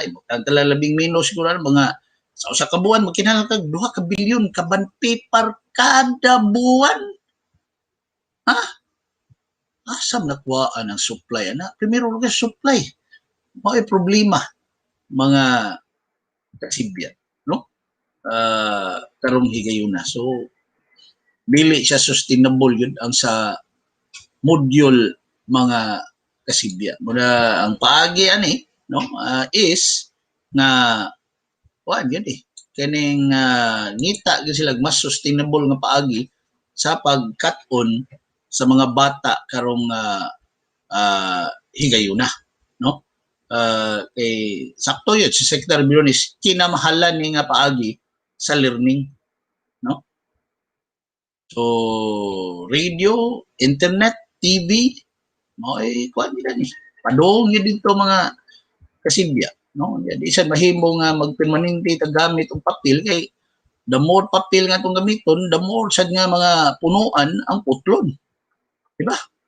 No? So, manay akong hagit karon sa DepEd. Anyway, may itong gibuhat nila sa DepEd mga kasibya, no? Nga ilang ilang bitawng exclusive ra for Cebu or Visayas, Central Visayas Media, mao nga press conference. Labi na nga si Secretary Biyernes is Bisaya mo sa gyud, no? Ay mo kaliwat baka ni si Biyernes sa mga Biyernes diri sa Sugbo, no? Mga kaning mga sikat rin, Mandawi, dunay Cebu City nga mga Biyernes, magatay karsada diri nga MC Biyernes Street, di ba? Mga kasibya, no? So, I think kaliwat sa gini. Murag taga Cebu ra siya yun siguro ni si Secretary Leonor Biyernes, pero dumagiti ang angko na ni. Taga Negros, mangangko yun, nga ilagin ni dito. Mga kasibya, no? So, muna, hinaot nga, hinaot nga, ingon ani ang sitwasyon ani sa pagpahigayon ng mga kasibya sa learning, no? Dugang learnings kay suspaita kung magkalisod na magkagidlay ng DepEd mga kasibya, no? Pag atiman sa mga tinunan labi na sa public schools na lisod ipangita og paagi mga kasibya. Atong oras alas 9:25 na sa kabuntagon ya karong taon ako nagi-contact actually karong mahigayuna, no, ang atong tinugyanan sa social security system mga kasibya, no, ang atong kauban karong higayuna mao gihapon ang atong gikauban last week si Sir Sherwin Dan Solibaga II sa SSS sa Mandawi mga kasibya, no. So ato sa kauban kung doon na mo dihe mga pangutana bahin sa SSS palihog, no, ipadangat na diri sa atong Sibyanan mga kasibya ang atong mga linyas telepono. Ako ning i-flash diha sa screen mga kasibya, no. Mo ni 0917 316 4531 mga kasibya. 0917 316 4531, no. Ako usbon pa gyud 0917 316 4531. Ako san 0923 157 5359 mga kasibya. Kung doon na may mga pangutana bahin sa social security system mga kasibya. Ang ato rong hilisgutanan mga kasibya, no, doon na ni kalambigitan sa kining doon ay kalambigitan sa my.sss portal mga kasibya, no. So kamo diha mga dunay pangutana bahin gapon sa SSS palihog i-kuan mi diri i-text or i-chat mi diri sa atong chat box sa mga kasibya, mga facilities, no, mga my.sss facility mo atong topic karong buntag kauban si Sir Sherwin Dan Solibaga the second mga kasibya, no. Suwaya na to tawag si Sir Sherwin Dan Solibaga maka tubag na siya nato kay murag nagsige green mga kasibya, no. Ato suwayan si Sir Sherwin Dan Solibaga sa iyang number, no, sa social security system sa dakbayan sa Mandawi. Good morning day sa atong mga naminaw, nananaw, mga kining tultul sa atong Sibya mga kasibya, no. Ang atong mga naminaw gyud si Ma'am Chelly de la Serna nga ni okay kayo nga nasumpay ra ang June Perez Y Capares ug ang KISAW sa PAMAHAW, si J Pianyar Numiran, si Ma'am Jenny Ricarte, si Joven Pulan, si Florky Salve, mga kasibya. Dana si Sir Sherwin Dan Sulibaga. Good morning, Sir Dan. May butag, sir. May butag, Sir Sherwin Dan Sulibaga sa SSS. Morning, sir. Sir Jun, maayong buntag. Pasensya Sir Jun, medyo naulay ko. No problem, no problem, sir. No problem. No problem. Yes, sir. Sir. Good morning, Sir Jun. Good morning, mga kasibya. Sir Dan, kumusta ang SSS? Unsa roy may isguta na to, sir?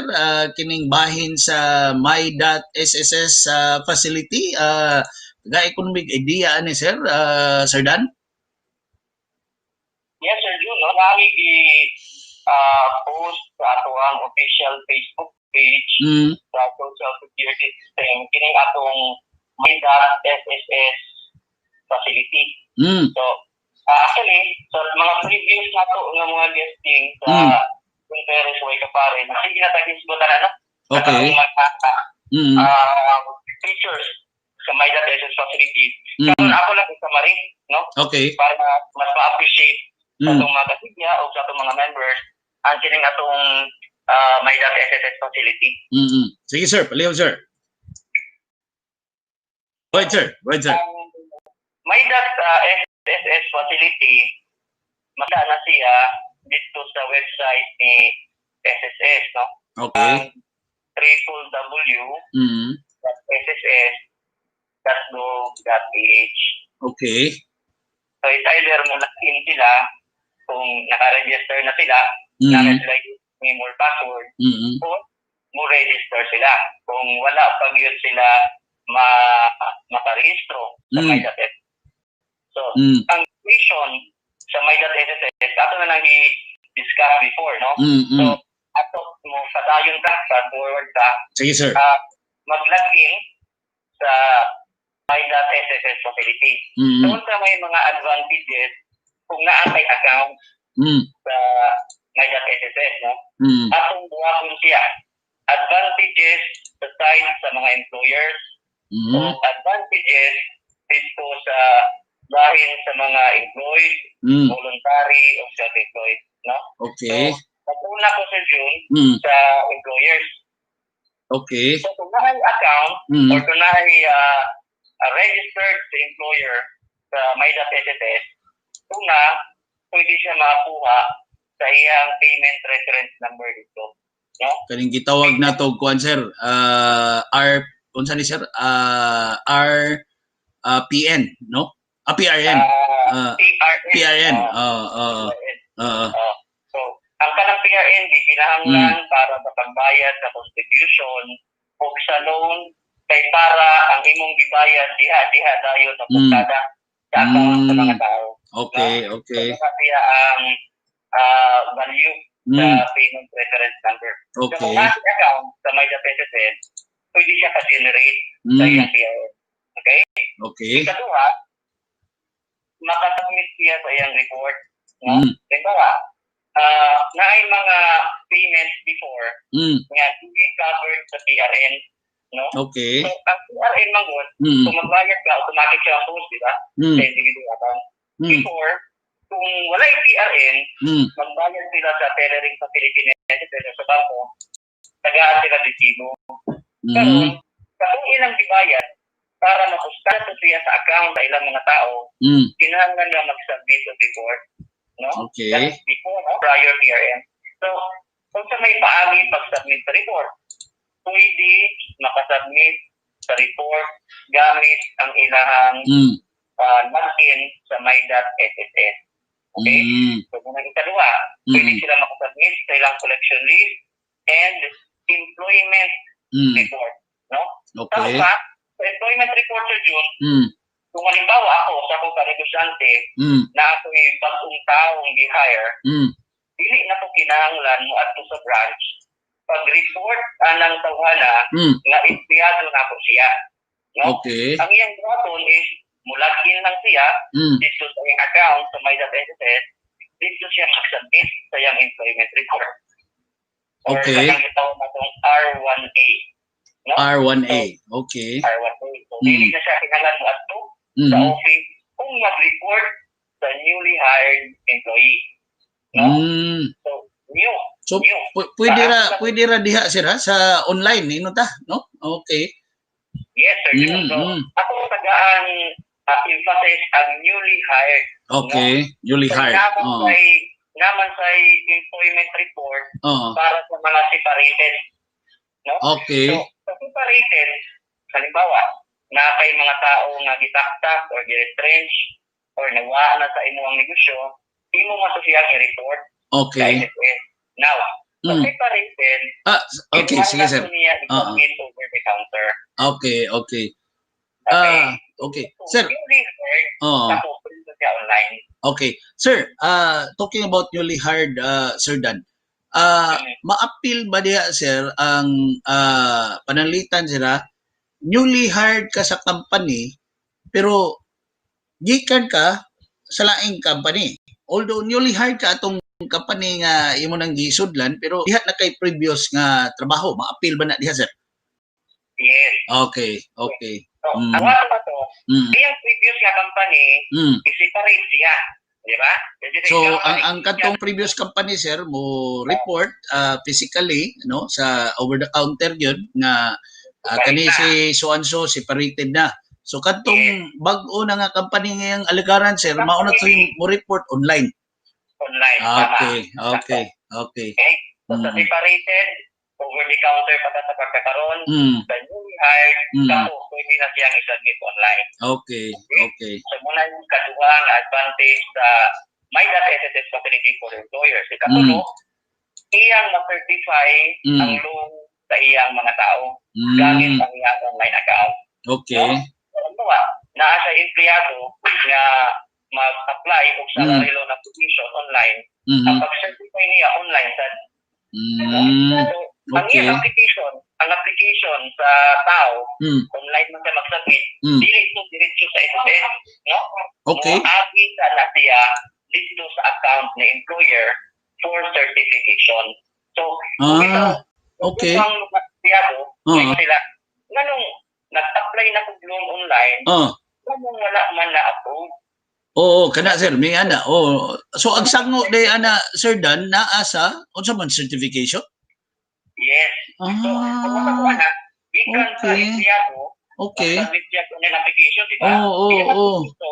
Musud pa to dito sa account sa iyang employer. Okay.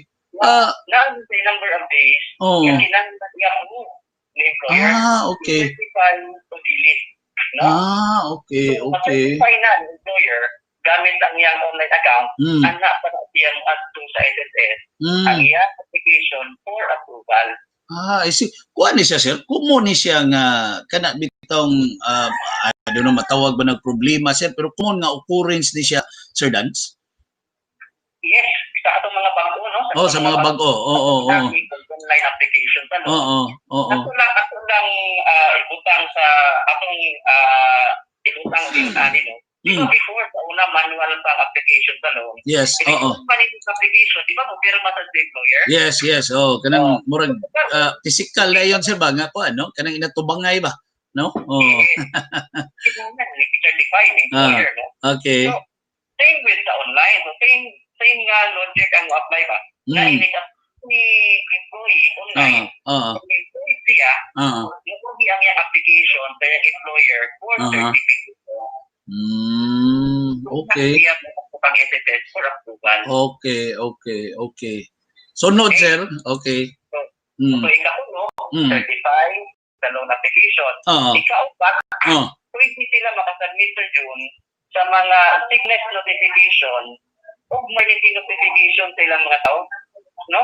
Okay. So, okay ni siya nga advantage on the part of or nako kay siya nga ginhawa bitaw on the part of the employee.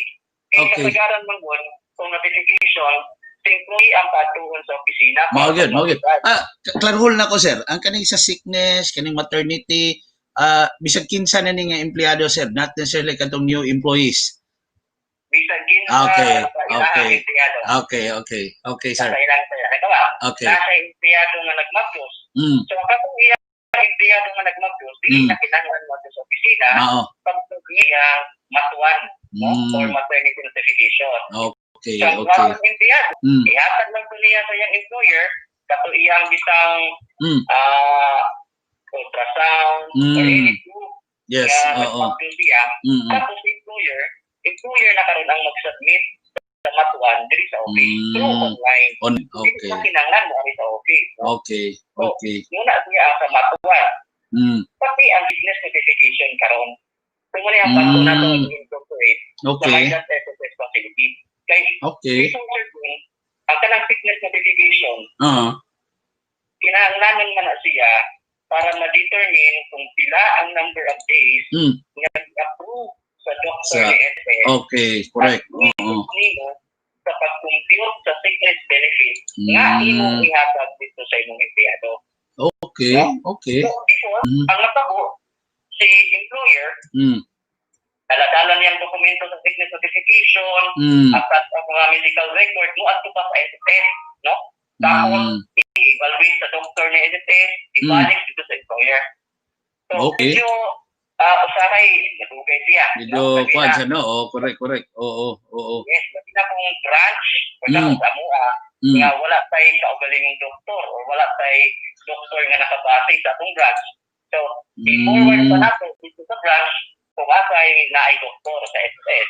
No? Okay. So, medyo mukhaon siya ang oras. No? Okay, correct. Oo. Pero, hindi nga sa akin, nga kuya i-submit online ang sickness notification, dili na kinahanglan ni employer magdali pagkadto sa SSS, kinamag na yung number of days nga pa-concert yun para dili ka mali sa pag-notify sa SSS. Pero tayo ba, sir? Ang number of days sa pag-notify ngadto sa SSS during atong medyo mano-mano pa, sir, doon na ba'y kalainan sa karon nga number of days online? Yes. Kay before, sa mano-mano, sir, yun, actually 5 days. 5 days. Okay.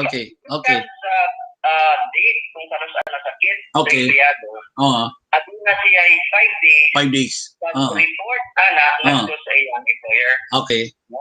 Tapos si employer, upon receipt notification, gikan kang employee, nasa si 5 days Ngadto sa SS. Okay.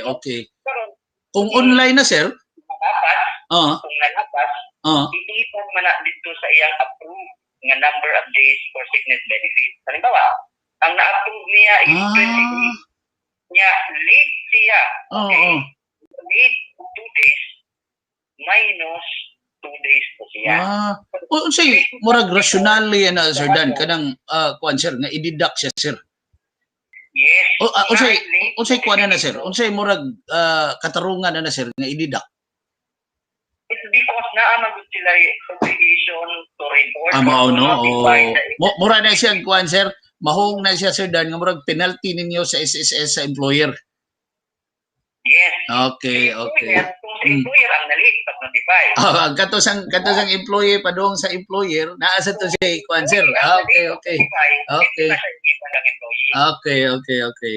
Muna ang set up before, no? So, pag-uban, natin na katong mga lagyo ang opisina sa Diyo. Magkarakara gid, sir. So karon na online, sir Dan, medyo pwede na yun nilang likon, masubmit na yun, or pwede nga kay wa naman sila di naman sila kinahanglan mo adto physically sa opisina mo report yun kani online naman, so you can you had all the time no sa pag-report.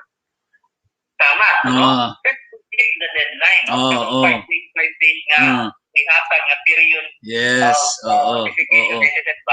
So pag notify ni employee sa imong karon, ikaw employer, ma-notify dayon nimo sa SSS. Correct. So mag-hit nimo ang deadline katong 5 days. Correct. Sir, unsa man karon ang basis sa doktor ninyo pag-evaluate sa number of days? Kay wala pa man tay uploading sa dokumento no? So, ang katong issue niya online sa June, just to save, no? Or parang mag-hit to niyang 5 days, nga notice of period. Atong period. Pero, sa employer, kinahanglan pa din niya mag-submit sa katong mga dokumento.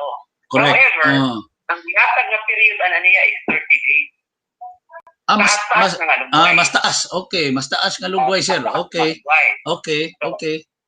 Submit niya doon niya, i-evaluate na. So kaniday sa online, sir Dan, kanit kay sir Dan, is more on kuan lang gini pag notify from employee to employer ngadto sa SSS, ang documents is to follow. Munay pasabot, sir. Tama. Okay. To follow ang document. Okay.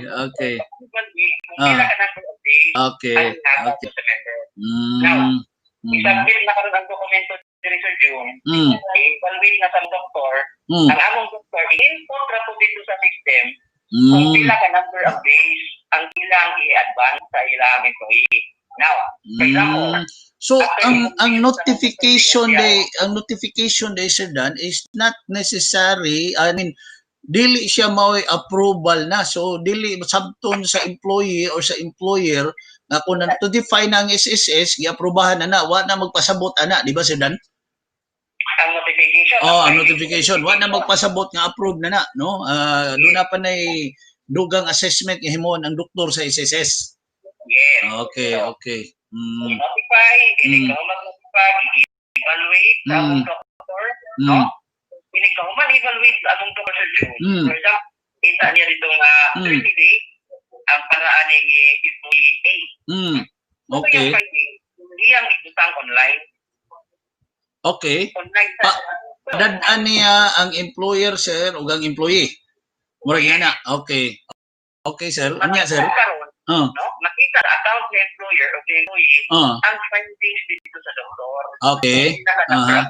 Okay. Now, since makita man nila gamit ang online account, di na sila kinahanglan mubalik pa dito sa SSS kuha sa ilang dokumento. Okay. Ipadaan na lang online gihapon, sir. Makita naman nila. Makita naman. Correct. Oo. Okay. Makita nila dito sa may SSS account, dito say 15 days ang i-approve si doktor. Compute na yung benefit. Okay. At basta tayo sa imong employee, tapos ang finding sa reimbursement sa ticket, online sad. Okay.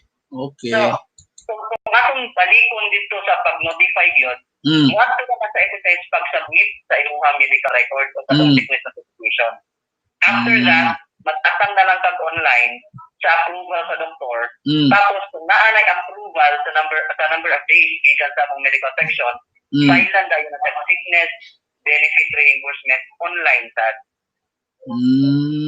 Okay, so tanan online yun sir Dan, no? No? Actually po ni ang atong pag online medyo napayusan yun ang kakaroon sa due to pandemic. Kinahanglan natin mag-online tayo para sa members dili na magawa sa ilang balay as mandated by our IATF, no? Nga mag-transact sila online na gamit ang ilang SSS account. Okay. No? Sir, kani siya sir nga facility sir, kaning bahin aning hisgutan nimo ron, daghan na pahimo sa ani Sir Dan? Yes, Sir June. Daghan na. Okay. Mayo kwan ha. Kanang encouraging ang resulta sir. Yes, Sir June. Yes, Sir June. Okay. Actually, sa kadaghan sa nag-avail or nag-register or naggamit silang My SSS account, actually, mandatory mong gitnato nga ma-register. Para atong makuan sa ilang nga dili sila magawa sa ilang balay. Okay, magid. Yung My SSS facility is remove na for their convenience, no? Nga sila dapat sa balay. Ang problem sa Sir June is that naman gusto yung mga members nga dili kayo suwito sa computer. Okay. Pagpatulong sa ilang kauban sa trabaho. Correct. Amo lang yan, no? Amo lang i-advise ang atong mga members nga be cautious sa pag-share sa imong login details. Maugid, tinuod, no? Kay basig ikaw mo'y mapiki ana, basig ang imong account yati murag katong nitabang nimo sir, bis nitabang to ni para kuan ka diha, makahilwas ka diha sa dili mo pag high tech, basig nitabang tug duot nimo, ana maluna na hinuon ang imong account. Tamang ka yun. Magid. Kana, no? bisan pag ng mga safety measures na gihimo utang sa atong system, kung ikaw gihatag nimo imong last individual sa lain tao, lisod sir. Lisod na. anang tawa na pag-access sa imong account, Mao gyud. may mga benefit nga para sa imo. Mao gyud sir, telisura. So, kani sir sa employee ni sir, what about ang individual members, Sir Dan? Ang kaning mga kuan na to, unemployed nga sector. Voluntary. Mga covered employees nato, pwede sa sila maka Paimos. register sa Okay. facility, no? Okay. So, sa mga advantages nga ilang makuha, no? Una, katong mga voluntary members nato, pwede sila ka-generate o PRN gyapon. Okay. Ikaduha, which is very important nga para dili na ka moadto sa branches sa SSS, is that gamit ang MyDAP SSS facility, pwede nimo print ang imong SSS record. Okay. No? Na mauban nga moari sa office para mga yung print out sa ilang contribution, to check kung nabay mga gap or nabay mga wala mahulgi sa ilang employer, no? Pwede na nimo mabuhat gamit or pwede ka maka-print gamit ang imong MyDAP SSS account. No? Contribution, loan status, benefit claim status, kadang increase, kung na ito ganyan sickness notification sa yun, nakita niya itong status, kung halimbawa approve, nakita ang number of days, kung pila ang i-approve sa itong medical section. No? Kung halimbawa, rejected siya or denied, nakita niya ito kung unsa ang dokumento na ipangayo ni doktor para sa iyang evaluation. No? Na may iba na nga para mas mapalingon ang iyang evaluation, mga yung additional dokumento. Halimbawa, X-ray, no? Sputum, walang matag dito sa iyang SS. So, ng mga dokumento, pangayoon na siya sa mga medical doctor. And, makita na niya dito sa iyang benefit claim status. Okay? So, print out, pwede. Nasa ibang region, mga trabaho, na-separate siya sa iyang company, tapos siya sa laing company, ipangayuan siya o iyang SS record, no? Pangayuan siya E1 o E4, no? So, tayo mga company ngayon, mangayo E1 E4. Now, gamit ang imong MyDAP SSS account, pwede ka maka-request for record sa imong E1 o E4. Okay. Pwede. Okay. So, gamit ang imong MyDAP SSS account. Ito pa, submission sa mga application sa maka-avail of benefits. Pwede sa salary loan, no? Online. Retirement. Online ang application. Para sa katong nga kasibya na to nga wala pa nakahibaw, nga pwede na i-online ang retirement application. Yes, pwede na. Show lang mo sa inyo ang MyDAP SSS account. Ito pa, here to complain application. Parang mag-file o burial sa June. Okay. Submission sa maternity notification para sa katong mga separated. Okay. Separated nga mga members or voluntary members. Pwede online. Mag-update sa ilang contact information. Pwede gamit ang ilang online account. So, di na lang mo sa office. Okay. Pa-update na po ang akong cellphone number, kaya nag-usap number. O ipa-update na po akong email, kaya nag-usap po email address. Hindi na. Ang ilang MyDAP SSS account, pwede na nila no? Si employee, kami pwede niya ma-update. No? Okay. Ang pinaka-highlight na ako sa June, no? Kaya sir. kailangan sa pandemic ron, ang isa ka-advantage sa MyDAP SSS facility is that pwede ka makaset of appointment sa bisag asa nga branch sa SSS. Gamit yung MyDAP SSS account. Okay. No? So, okay kayo siya, no? Kalos ka ng branches na SSS, taas din ang pila, no? And mahadlok ka nga makigdungan nila dito kasi nasa sa pandemic. Yes, oo. So, mag-feel ka. Asa nga branch, ang tulo sa inyo nga, kung sa nga pizza, kaganahan mo ito. Kung sa kurasa, kaganahan mo ito. Imong iset ang appointment, tapos i-print or i-screenshot ang imong confirmation. Tapos, mupakita ka dito sa branch nga imong gipili, Okay. sa pizza o sa oras nga imong giset. Ipakita ka sa imong confirmation, ma-serve ka sa counter o branch. Okay. Okay. Sir Dan, sa pay dugang hilisgutana nimo sir, doon na pa kay kapuno sir, kay una ko mo padangat diri sa mga pangutana sa ato mga naminaw na nanaaron na Sir Dan. Palihog sir.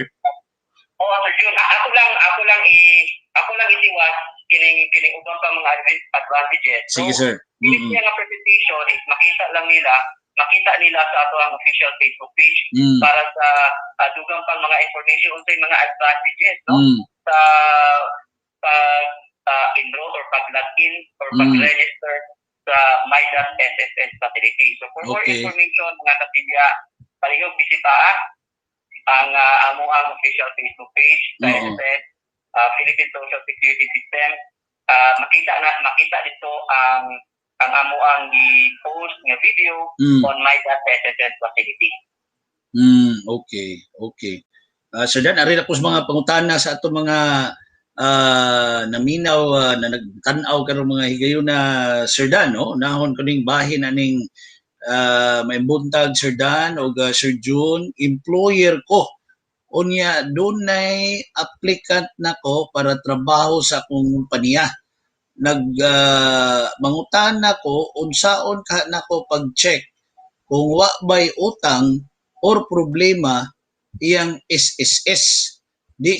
Wa siya kahimo og My.SSS kay wa siya requirement para maka-open. Usip makasabot kay ani sa murag na sir kuan ba da sir kanang kinahanglan ba da sa employer sir kamo susi sa SSS wa bay problema ang SSS sa aplikante niya? Yes. Mo ba sir? Sakto na ang giwat employer, no? Mo ba? Okay. Pwede na mahimong liability niya unya kung naay mga outstanding balances So niya. maapili ka piki aning kuan sir ang employer sir kung apiki ang kuan sir ang trabahante. Amo ba? Yes. Okay. Ang buhat sakto ang giwat ng employer. Okay. Tagai ko unsang imuang SS record. In terms of contribution, loans, o binang SS number, no? SS number for purposes of reporting nga itiyado sa kaparoon sa akong company. Now, the employer, dili siya directly makakita sa record ni employee, most particularly sa iyang number of contribution of loan information because sa ang data privacy. Okay. No? Okay. Dili siya. And makakita lang ana sa June, ang maka-access lang ana is sa employee. Ang member. Inunta. Member. So, ang buhato ni member, maghatag siya sa iyang printout, di ba? Isa Okay.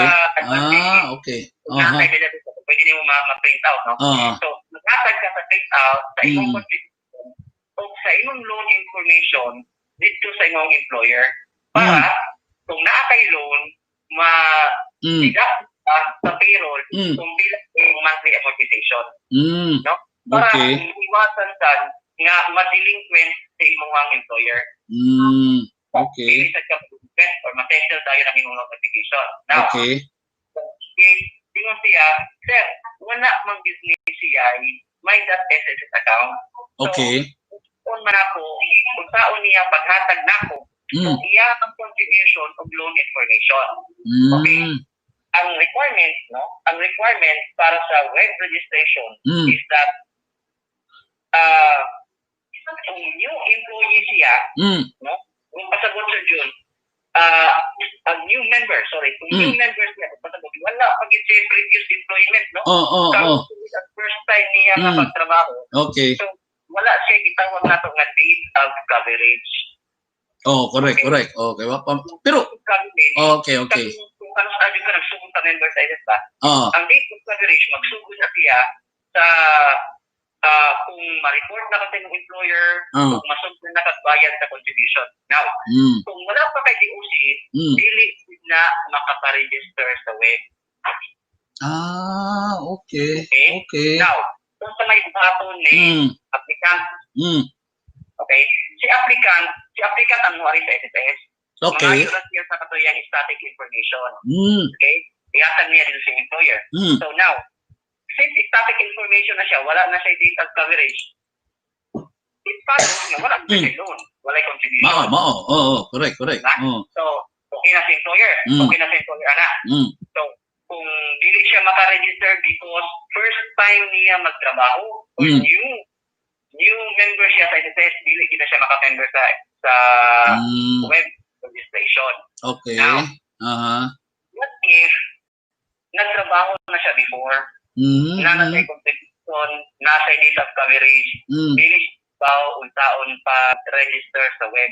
Okay. So, sa registration sa web, Sir June, mangayo mo na siya information na naka-register diri sa extent. It's either telephone number, katong nasimutan na ito before ba? Correct. Your number, and unong na siya, or kato iyang registro. Unong, magpili lang siya ato, tapos iyang gamiton para maka-register siya sa web. Okay. Now, kung halimbawa, sa katong unong wala din siya nabalaan, no? So, sir, wala din kayo nabalaan. Dili, medyo po kasunod. Sige, ato sa brush para ma-assist ka sa mong counter personnel kung sa register sa web. So, email sila. Email sila sa branches para pag-assist sa ilaha. Okay. So, ako lang sa dihatan, Sir June, ang mo email address. Correct. Maliyog, sir. Maliyog. Assistant, mandawi@sss.gov.ph. Okay. SSS mandawi.gov.ph. Okay. Mandawi@sss.gov.ph. Okay. Sige, sir. Okay. Di ila ipagutana, sir. Giharian taro mga employer, sir. Ang akong empleyado, Sir Dan, nanganak last March 14. Last year pa ni, sir. Okay, March 14 god. Wa pa ko ka-notify sa SSS. Pwede pa ba ni ma-late report, Sir Dan? Kadugay. Happy to mutuing, sir. Okay. Sa notification sa maternity, mag-notify ka kung wala pa nanganak. O sa, sir? Mag-notify kung wala pa nanganak. No? Ang kuha notification is that yung paibaw sa nabuntis ko. Okay. Kaya estimated na ko nga delivery, minute proof of pregnancy na ko. Kung wala ang kuha sa maternity notification, no? Now, kung nanganak na siya, tapos wala ka nakapanotify, ayaw na pag-notify. Kaya understood ng gitna nga nag-mag-sus di ka siya, nanganak na galing, no? So, dili na ka mag-notify. Question siguro, maka-avail pa ba siya sa maternity benefits Sir June? Kaya wala man siya nakapanotify. Maka-avail gihapon. Tayo ba, sir, ang empleyado sa nani, sir, mahibong siya siguro, sir, kung siya maka-avail sa benefit sa iyang pagpanganak last year. Di ba, sir? Sir June, balikan. I mean, kaniba nga wa maka-report ang employer, sir ba? No? Sa pagpanganak sa employee last March 14, na miaging tuig pa. Although sa mga maka-avail pa siya, pero kung ako empleyado, siguro, sir, nanganak ko, mabuong siguro ko, sir, kung palitan, wa ko maka-avail sa maternity benefit. Yes. Di ba, sir? Kung nakapasag na si empleyado sa mga requirements for maternity reimbursement. Pero, considering na nigo ang COVID, sakto day, sir, no? Sakto daw. Sakto. Ang pag-atag ni employee sa mga requirements for reimbursement. Okay. So, to answer the question, dili na kinahanglan mo submit kung maternity notification kung nanganak na ang empleyado. Okay. Sakto. Sa reimbursement, no? Si katong sir o si ma'am employer, diretso na sa reimbursement pa. Makadawal magyapon, kung maka-file magyapon, kung maternity reimbursement provided nga naa sa qualifying contribution. Pagsusi na itong kantong mga na nanganak siya. Kaya ang previous mga contribution mo isusihon sir, no, sa kantong para qualifying contribution na Sir Dan, di ba? Tama, ang iyang 2019. Correct. Kung may pumasok karon ni employer, Sir June. Before, buhaton na basta wala notification, is that magpa-CI ka, no? ipasiay, kung tinuod ka ginanganak, halimbawa, nanganak sa lying-in clinic, yan bitaw. So, karon tungod na rin pag-igo sa pandemic, nakita mismo dili sa CI, no? Kay hesitant sa mo ato sa mga lugar, kay naman yung lugar nga taas ang kaso. So, naay policy or naay order nga ginusa sa SSS nga butangon ang CI. Okay. So, wa na ikuan sir. Unsay murag baylo ana sir kanang mao paagi?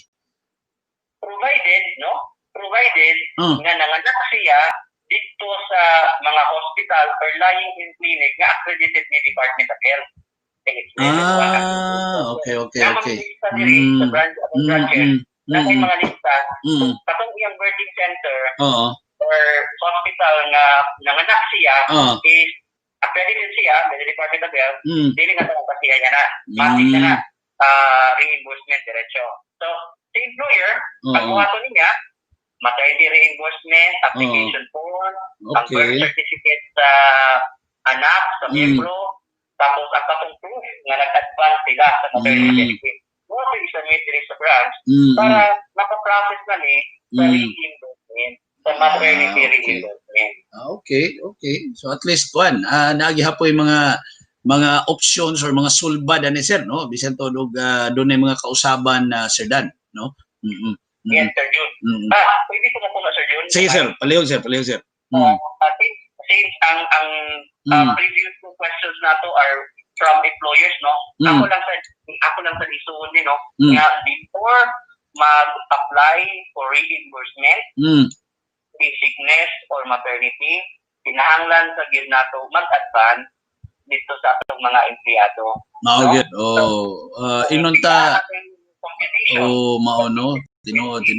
Murag sa maternity benefit, i-advance sa gyud na dito sa inyong empleyado. Good. Full amount, no? Good. 50% lang, 50% na kung apat na dili. Full amount. Una pa mag-file o reimbursement. Good. Hindi ba siya tawag ng reimbursement because naka-advancement na hihimo. Tinood. So, kuan sir, inunta kuan sa ni sir, no? Katungdanan yung tuod sa ni sa mga employer sir nga para dito magkalisod ng imong empleyado diha, especially kaning mga ani nga mga kaso, mga nanganakay, no? Nanganak na mga empleyado, no? Siguro agin lang ginagtabang sa yun sa inyong empleyado nga medyo lisod yun na ng higayon na kay lalim kag nganak niya pila ka gasto panganak Sir Dan, no? Tama Sir Jun, no? Aside from it as a legal obligation employer, ato sa tanawon unta ang advancement is for humanitarian reasons. Mao good. Sa pandemic, kinahanglan din nila ang kwarta na may mga palaging in clinic ra dito nanganak, so ang trabaho nga niya. Gasto gyapon na. Mao good. So, kung sila ang maternity benefit or sickness benefit nga mubuwan sa imong population, in full, mo pa i-advance sa employee. Kay sa SSS, ang i-reimburse ni SSS, ang katungan amount ngayon yung utang sa mga reimbursement application. Good. One si Ma'am Lisa Palilio, sir. Murag ko ani sa online niyo sila kay 4 to 5 months na kuno siya nga naghuwat ma-reset yang account. Hangtud karon wa pa siya kadawat og reply sa email or text. Unsa kay problema ani Sir Dan? Kaniming ani. Sige. Si Ma'am Lisa, no? Ma'am Lisa. Lisa, sir. Lisa Palilio. Okay. Actually, sa branch namin in charge para sa resetting, no? Okay. Password, pag-answer sa mga queries, to assist Ma'am Lisa, no? Pwede ba ninyo, ma'am, i-hashtag yan sa June, ang imong email address sa June. Okay, sige, sir. Tapos, forward din sa ako sa June para ma-assist na sa Lisa. Okay. Gikan ni Archer akong bana 63 years old na unsaon ako pag-file para sa SSS retirement unsay mga forms nga kinahanglan i-submit Sir Dan. 63 years old Sir. Uy, wa pa ka file og retirement sir 63 naman? 63 siguro basic na kompleto pa siya okay. So unsay mga requirements siguro ma'am or sir ang atong mahatag nimo ang basic basic na requirements pag-apply para sa retirement application, ang form, no? Ang na retirement claim application, makita ako na sa website ni SSS, ma-download na ako dito, no? Okay. Ikalawa, mag-tanaw ta sa birth certificate to verify na sakto ang pangalan nimo sa birth certificate kung diri sa SSS record. Ito, imuhang SSS ID, no? Wala ka SSS ID, any two valid IDs, no? Ikaupat, mag-open sa single savings account. So, ang savings account, kung naan na kay single savings account, pwede ka na aray mong gamiton, no? Kung wala pa, pwede na sa diri mo pangayoon sa branch, pwede na nimo i-open, isubmit sa ato nimong mga requirements na kung naisgutan ka sa branch para ang branch ang muhatag nimo og letter of introduction para mo to ihatag nimo sa bangko para maka-open kag account, no? Okay. Next is registered sa web dapat. Si ma'am o si sir nga 63 years old na, pwede mo visit sa website na to, register dito daan. Okay. Samtang dili pa ka arrange sa office or that. Okay. So, pagpa-register sa web, tapos pwede ka mag-set of appointment, no? Para dili ka mag-line. Dito sa ato mga branches, pwede ka mag-set of appointment para pag-submit sa imong requirements for application sa retirement benefit. Okay. Si Florky Salve Sir Dan, ang akop sa survivors, pwede ba mag-authorize og lain? Murag, kuhan man ni sir, no? Wa man ni kinahanglan na ron kay online man sir ang inyong pagkuha, no? Di ba? Ang iyang pangutana sir ni Florky Salve, ang akop kuno sa survivors, pwede ba ma-authorize og lain? Murag ang renewal siguro sir, unsa ba ni ang kuan? Akop sir. Annual confirmation. Ni Mami Sir Jun. Suspended pa, no? Suspended pa ang sakto. Oo. Okay. Hindi pa kinanglan mo ari sa branch. Correct. Oo. Suspended pa atong akop samtang in-place pa ang community quarantine, no? So moari sila diri sa branch kung malit na ang community quarantine. Wa pa man gyud. So kuan sa ni. Ang katong mga naputlan og pensyon katong wala gyud ka report last 2019. So 2019 wala pa man pandemic. Wa pa man pandemic. Naputlan sila so wala pa diri sa office. Okay. And ato lang i-klaro nga ang akop yun is dili siya pwede authorize. Okay. Personal yun. Ato man lang i-check kung may exist o yun si pensioner. Mao gyud. So, confirm, no? Muna ko sa ako. Annual confirmation of pensioners. Okay. I-confirm na ito kung exist na ba si pensioner. So, it should be ang pensioner gyud. Or kanang natagi mo sa mga overseas na to kanang video conference. Okay. Before. So, to answer the question, ma'am, suspended pa ang ato ang akop compliance karon. So, okay. Dili ra gid na siya maputol. Mo report ta sa branch unya kung wala na ang community quarantine. Okay. Si Dore Rojo, Sir Dan, muas lang ko regarding ni sa retrenchment na murag ko ni sir katong retrenchment na murag ihatag bitaw sa katong mga empleyado sir ba nga nga inid ni nga i-deposit unsa man ni nga pasabot nga account separate ni account to any bank ang mao nga account nga gipasabot sa SSS Sir Dan? Okay.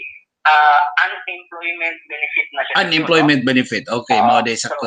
Kanang benepisyo ihatag dito sa mga miyembro nga na involuntarily separate sa ilang trabaho sama sa retrenchment nga i-mention ni Sir. Now, ang application na online. So, sa una na position, kinahanglan nimo ibutang imong bank information para dito na to isud ang iyang benefit.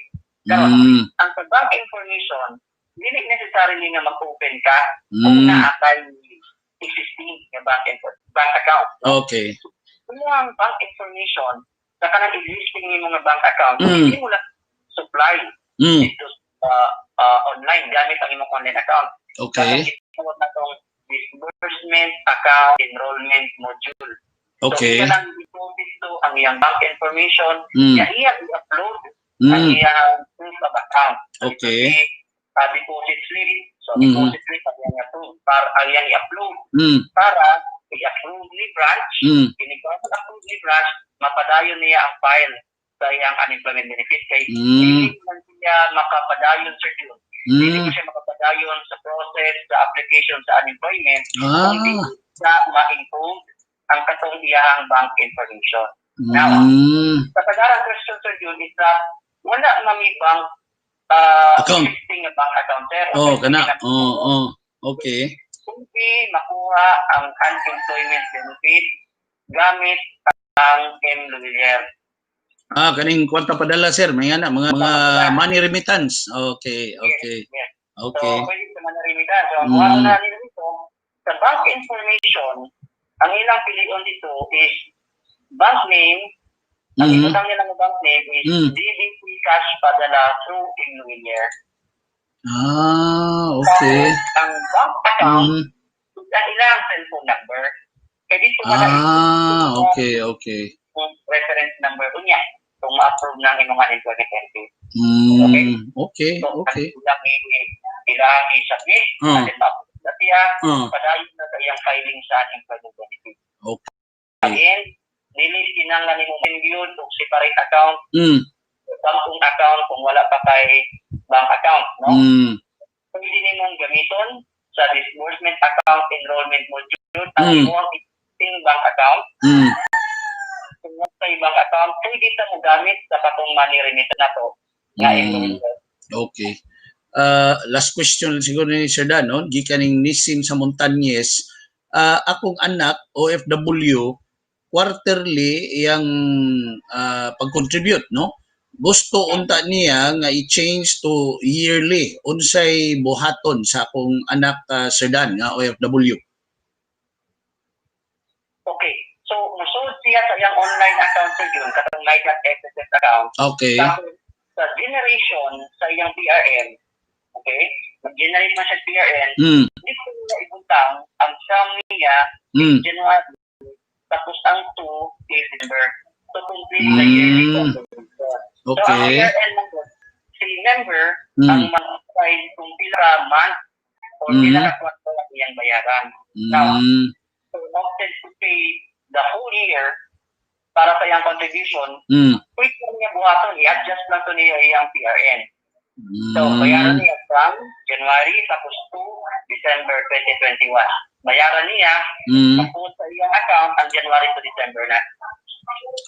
Okay. So, kuwanda sila, kanang sa kuwanda gihapon kanang murag automatic na nga kausaban ang mahitabo day Sir Dan, no? Wa nay angayan nga mga papilis nga murag pilaapan diha unsa ba, so online gihapon ang mahitabo, no? Yes. Wala na document submission, dili na mo appear dili sa branch sa atong generated counter din na. Ito na siya buhaton ang collection sa pag-create niya ang PRN, no? Okay. So, ang ibutan niya sa PRN kung sa itong nabuwanan ang iyang bayaran. Okay. Siguro Sir Jun, ang pagkakanan ni Ma'am is, pwede ba di ay kung maka-create kung naing PRN nga nakahimo naman kung PRN? Sad? The answer is yes. No? Provided nga wala pa nyo nabayri ang katong himo ng PRN. Di ba ba? Kung yung mga anak, nakahimo na siya PRN nga January to March. Quarterly man siya June, di ba? Correct. Siya January to March. So, kulang na ni is pagbayad na lang para ma-post na niya kung January to March. Karon, una siya nga iyang yearly. Okay? Mag-ino na siya mag-PRN nga January to December. Okay. Pwede na siya. Okay. Provided na wala pa nabayari itong iyang prior nga PRN. Okay. Anyway, Sir Dan, wala ko'y duga mga pangutan kay ikapuno diha, sir, or sa imong mensahe ba alang sa atong mga naminaw na nananaw karon sa SibyaTV, Sir Dan? Kanto Sir June, salamat kayo Sir June sa SibyaTV, sa Guterres Way Kapares. Mga kasibya, daghang salamat sa pakiguban kanamo karon sa taga. Makita-kita sa sunod po on Martes Okay. Dito yung parents way kaparis ang inyong mga questions, na amoy suggestion, at ipadala ninyo sa program para atong matubag, no? And sa atong topic gali ang Midas SSS facility, ang atong mga advantages of the part employers and employees, makita to nato ang tanang advantages dito sa atong video, nag-post sa atong official Facebook page sa SSS, ang Philippine Social Security System. Daghang kayong salamat mga kasibya. Sir June, daghang kayong salamat o mabuhita. Okay. Good morning, Sir Sherwin and Solibaga. Ang atong tinugyanan mga kasibya gikan diha sa Social Security System sa Dakbayan sa Mandawi mga kasibya, no? So salamat kayo ni Sir Sherwin Dan Solibaga di second mga kasibya na may atong gikauban gihapon, no, sa atong tulumanon sa June Perez Y Capares sa mga kasibya niya. Mas ron Angie Saniel mga kasibya, no, sa atong sunod nga tulumanon ang trending karon. Akong gisuwayag search diri kay doon na diri hearing, committee hearing ni sa House of Representatives mga kasibya, no, nga kining committee hearing gihapon sa House Committee on Constitutional Amendments. Muli kaduha ni nila nga hearing, no, ni kinsa ning chairman nila si Kongresista Garbin, no, nga nisugod nagtuki og nipadayon sa pagtuki karong buntag karong mga orasa sa amendments, no, kini mga tinguha nga amendments sa pipila ka mga economic provisions sa 1987 Constitution, no,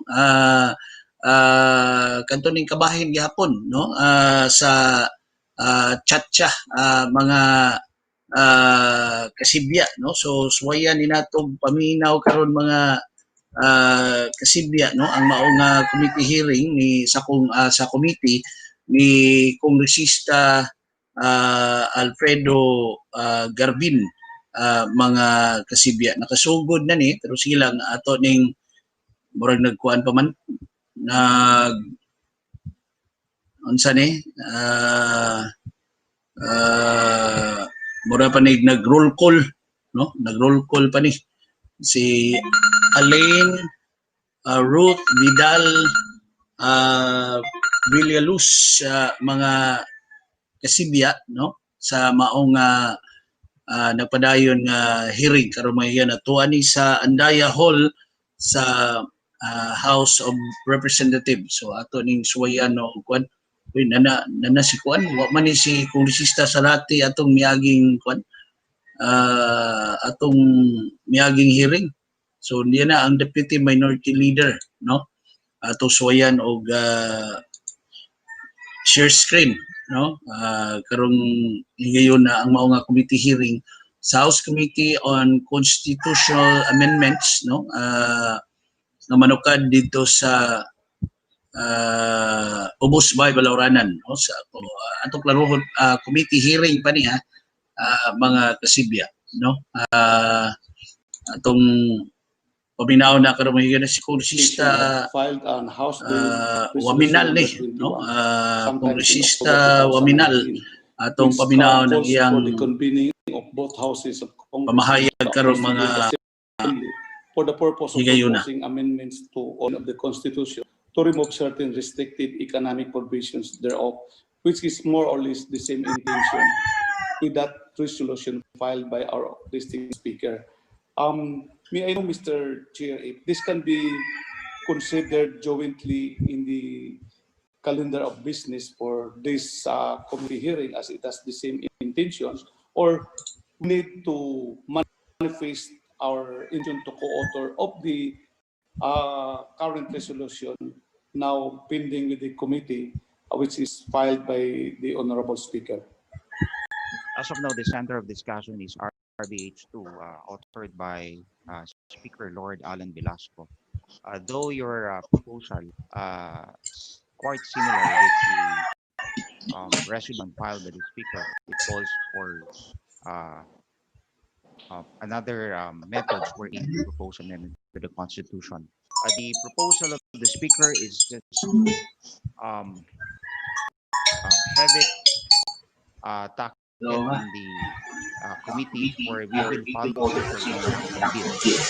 And so, finally, recommend Deputy Speaker Waminal, you may co-author the RBH2, and at any rate, some of the your proposal was already discussed in the previous hearings conducted by the former chair, Deputy Speaker um, um, Rufus Rodriguez, and the inputs therein can be consolidated once we come up with a committee report. Thank you, Deputy Speaker Waminal. Now for the approval of the minutes. With that, Mr. Chair, I am therefore registering my intention to be one of the co-authors of the resolution filed by the Honorable Speaker. Thank you, Deputy Speaker Waminal. For the approval of the minutes, anyone who wants to move for the approval? Mr. Chair, Deputy Speaker Wes Gatchalian, you are now recognized. Mr. Chair, I respectfully move for the approval of the minutes of the previous meeting held last January 13, 2021. I second. It was seconded. Any objection? There being none, the approval of the minutes is now approved. Chair. To further acknowledge members who just came in, Deputy Speaker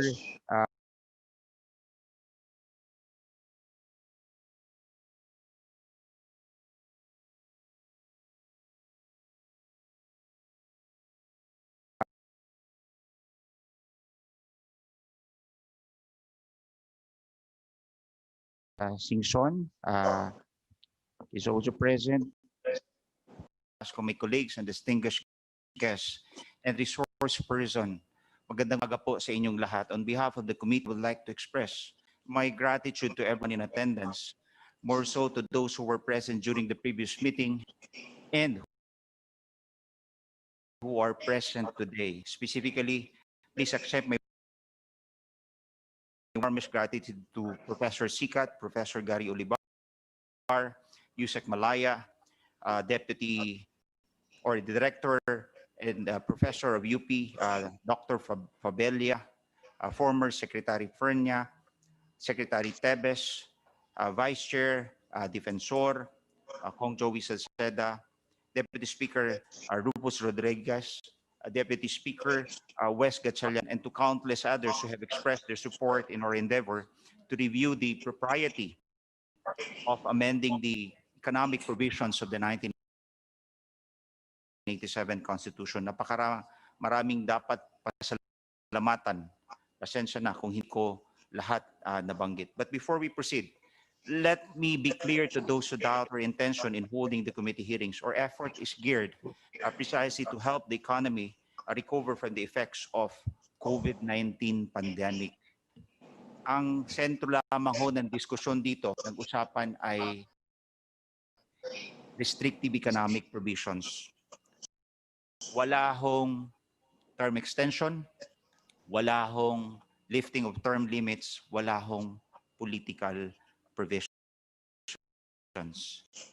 And to those who may ask, who will ask, the bottom line is that ito ba'y kakabuti ng ating bansa at magdadala ng benepisyo sa ating mga kababayan, sa taong bayan. Marami nagtatanong, timing ba ang pag-propose ng amendment sa ating Constitution? I always say that it is always the right time to do the right thing. And I think it's the right time to propose these amendments to the Constitution. Kung hindi ngayon, kailan pa? So, magandang umaga po sa inyong lahat. And to proceed with the continuation of the deliberations of resolution of both houses number 2. Mr. Chair, just before we proceed, Yes, with the kind indulgence of the Chair. Congressman Sarate. Just a parliamentary inquiry, Mr. Chair, before we proceed. While this was already discussed by the Chair previously, I want to again reiterate my query, because tomorrow the Senate will also conduct its own hearing. And I heard Senator Pangilinan was interviewed, and he mentioned that it is necessary to resolve first a prejudicial question. No? Can these proceedings proceed, the amending our constitution, without both chambers coming together and pass a resolution to convene as a constituent assembly? No? And second, to resolve whether if indeed a constituent assembly is convened, whether or not this will conduct a joint hearing or they will conduct a separate hearing, then conduct separate voting or conduct joint voting. So again, Mr. Chair, gusto nating malinawan ito, no? Because in order,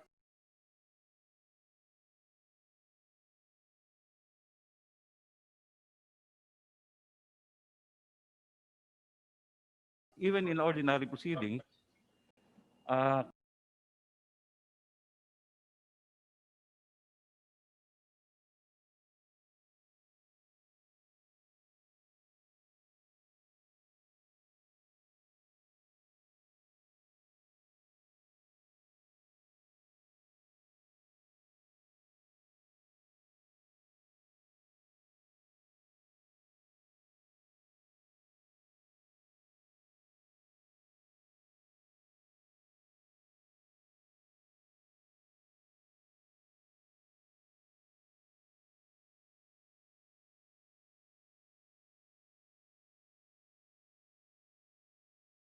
kahit dito sa Kamara, pag nagtatakda tayo ng kalendaryo for You will review our House rules, which was adopted by the 18th Congress, determine the rules of its own proceedings. And that's why we have these rules. Rule 20, Section 142.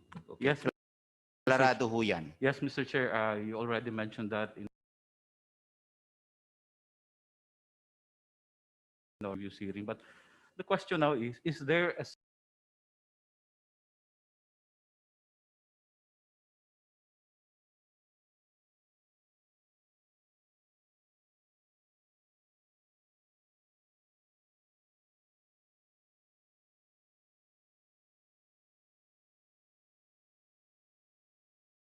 similar rule in the Senate? No? Kasi ho ang Wala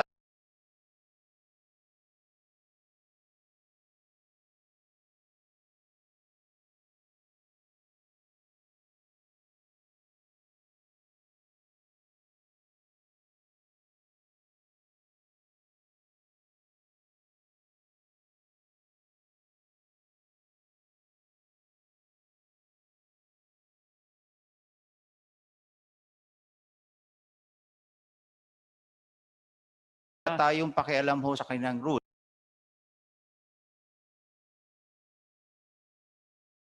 yes, thank you for that, Mr. Chair. Ganun na rin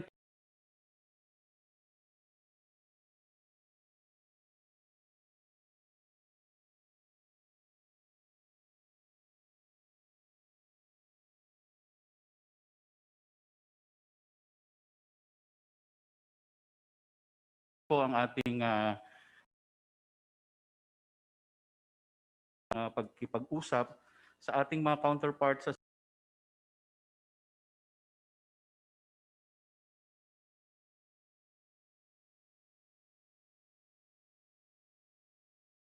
Senate on how to proceed on this, no? This is now the Constituent Assembly as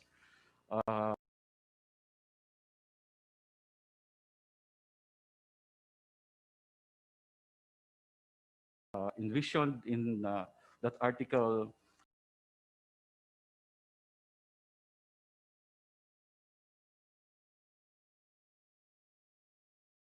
17, Section 1.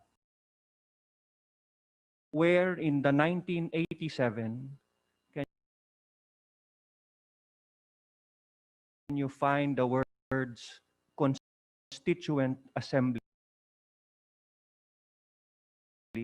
particularly in the provisions relating to Constitution. That is why, if this is so, during that hearing, suggested that we have to resolve first that prejudicial question on how to proceed, Yeah, considering that we are... Sarate, thank you very much. It has been resolved already by the adoption of the 18th Congress House rules that in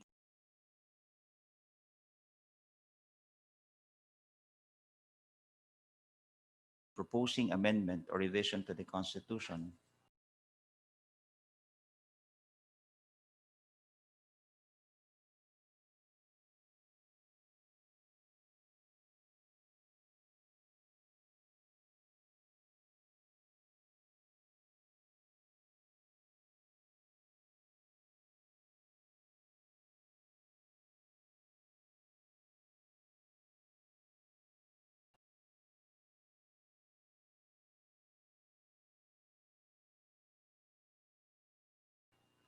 we will adopt the procedure for the enactment. Sa ligang batas na inakda noong... Now, to proceed further, para baka maubos na naman yung ating debate dyan, let me acknowledge... Final query na lang, Mr. Chair. Gusto ko lang mabigyan ng sagot talaga ito for the record. So is the Chair now saying that as per our rules, no, invokes Rule 20, as Rule 20, Section 142, you are now saying that Congress representatives can proceed amending our Constitution, proposing amendments to our Constitution via the route of a legislation. Yes. Without both chambers convening as a constituent assembly. Is that There's the no position of the Chair? prior act that suggests, that Constitution suggests that we have to convene as a constituent assembly. Remember, under Article 6, Constitution had made Congress both as a legislative body and at the same time as a constituent assembly under Article 17 of the Constitution. Mr. Chairman. There's no need of prior act. Congressman Defensor, this would be... yes, please answer. So we can proceed and settle this issue once and for all. Let's distinguish between constituent power, which is vested in Congress the moment we have been convened and we are able to exercise under the Constitution to amend it, and constituent assembly. Constituent power is different from an assembly. Constituent power is vested in Congress under the 1987. And insofar as an assembly is concerned, the Constitution is silent. As Congress, both Senate and the House of Representatives, we each have a committee on constitutional amendments. What is the purpose of those committees if we cannot exercise our constituent power to amend or propose amendments to the Constitution? It does not say under the present 1987 Constitution in contrast to the 1935 Constitution. It is silent as to the procedure. But what we are exercising in this committee and as a component of the legislature is our constituent power, the power to propose and amend the Constitution. Thank you, Vice Chair Defensor. To proceed, let me acknowledge our minority leader,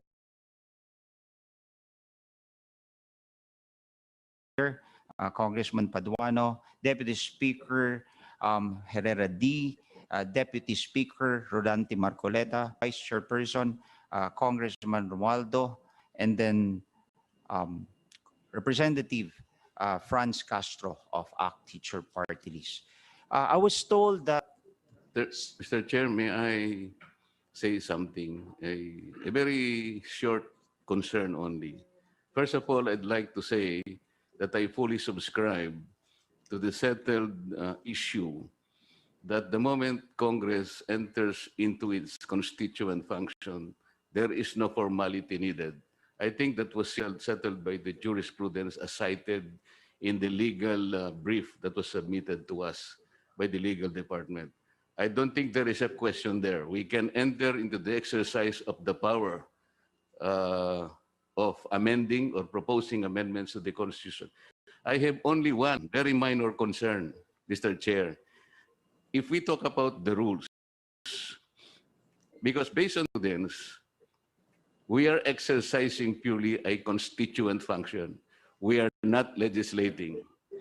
That was the jurisprudence, Tolentino versus Comelec, Gonzalez versus Comelec, Sanidad versus Comelec. That is a settled issue. It cannot be disturbed. If we are not legislating, ang concern ko lang, dapat we should not follow that particular rule na it should be yung ano natin, we should follow the bill. Wala tayong bill na ginagawa. We are merely proposing. So I think we can suppress that particular provision in our rules because precisely when we enter into a constituent function, we are not legislating.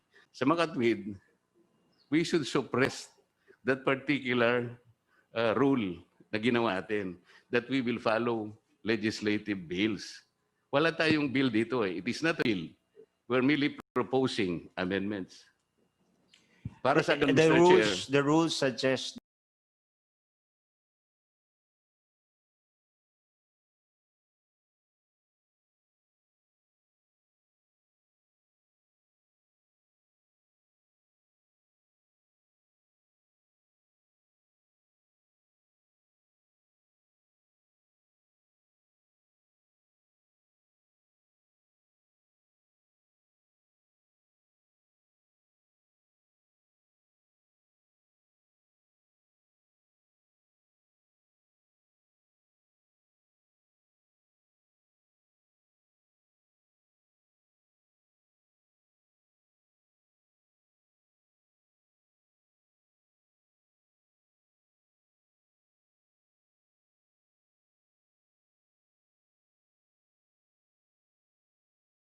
voting. Because if we follow that, 3/4 tayo, 3/4 sila. Yung palagi kong sinasabi no,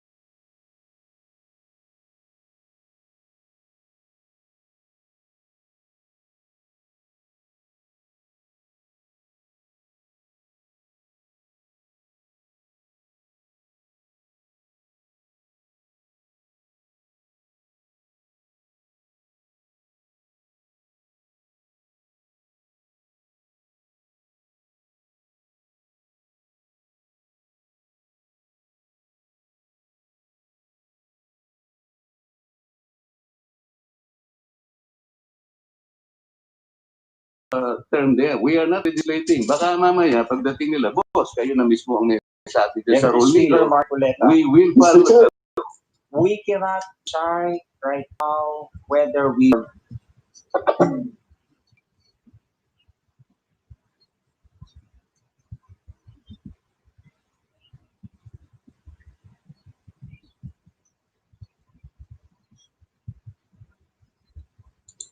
Atong oras mga kasibya, alas 10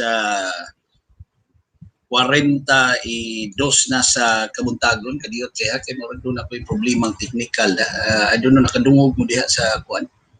Nakadungog mo diha sa hearing, nakakuha ba gihapon no sa hearing mga kasibya no atong balikan ha kay medyo doon ay problema gamay ha sa kining kuan na to pag-hook up no sa kining kuan hearing karon sa ubos bay balauranan mga kasibya no atong paminaw balik ni ang maong house hearing no murag gibalhin ko diri kuan sa practical matter likewise Mr. Chair.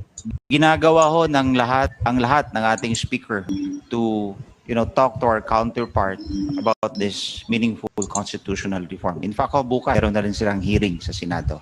Nag-uusap po siguro si Speaker at si Senate President Tito Soto regarding this matter. Salamat. And my point, Mr. Chair, is as a practical matter, maybe the chairman of both committees can likewise coordinate, Mr. Chair. Thank you. Mr. Chairman, Comrade Castro. very brief statement, Mr. Chair. I observe from the discussion that we are putting the cart ahead of the horse.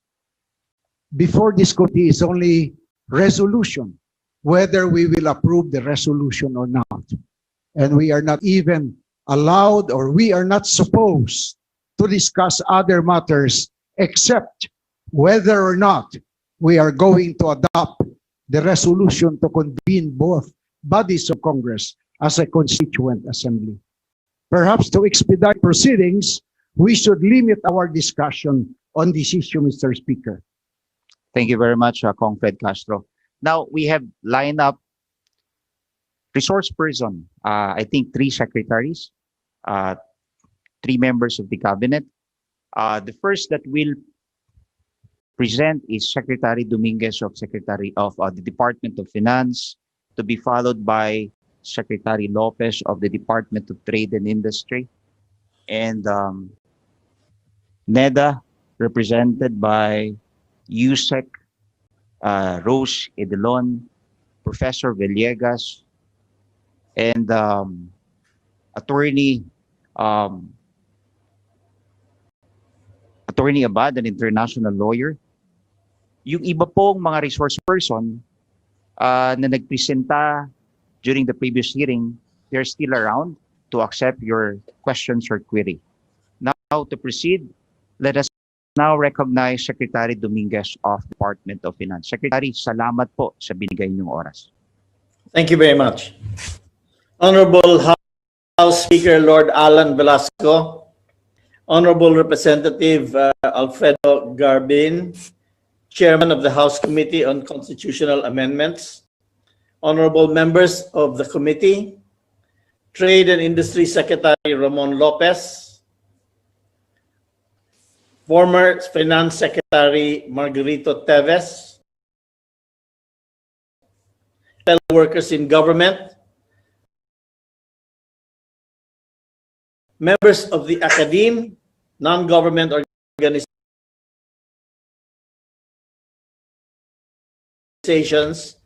and the joint foreign chambers, good morning. Removing the restrictive economic provisions in the 1987 Constitution would be a significant factor in revving up the Philippine economy and sustaining its recovery. The means for amending the Constitution, however, is a political question, and I would not dare advise our legislators on the matter. Nonetheless, I ask our legislators to act on something that is doable. What is most important is to undertake what is immediately achievable. It is preferable, of course, to achieve the liberalization reforms in one blow. But if there are things that we can do to open up the economy through administrative measures, we must implement them. If there are areas that we can liberalize by amending our existing laws, then let's do that. The restrictive economic conditions of our Constitution explain why, over the past 3 decades, the Philippines has received vastly less foreign direct investments than our ASEAN neighbors.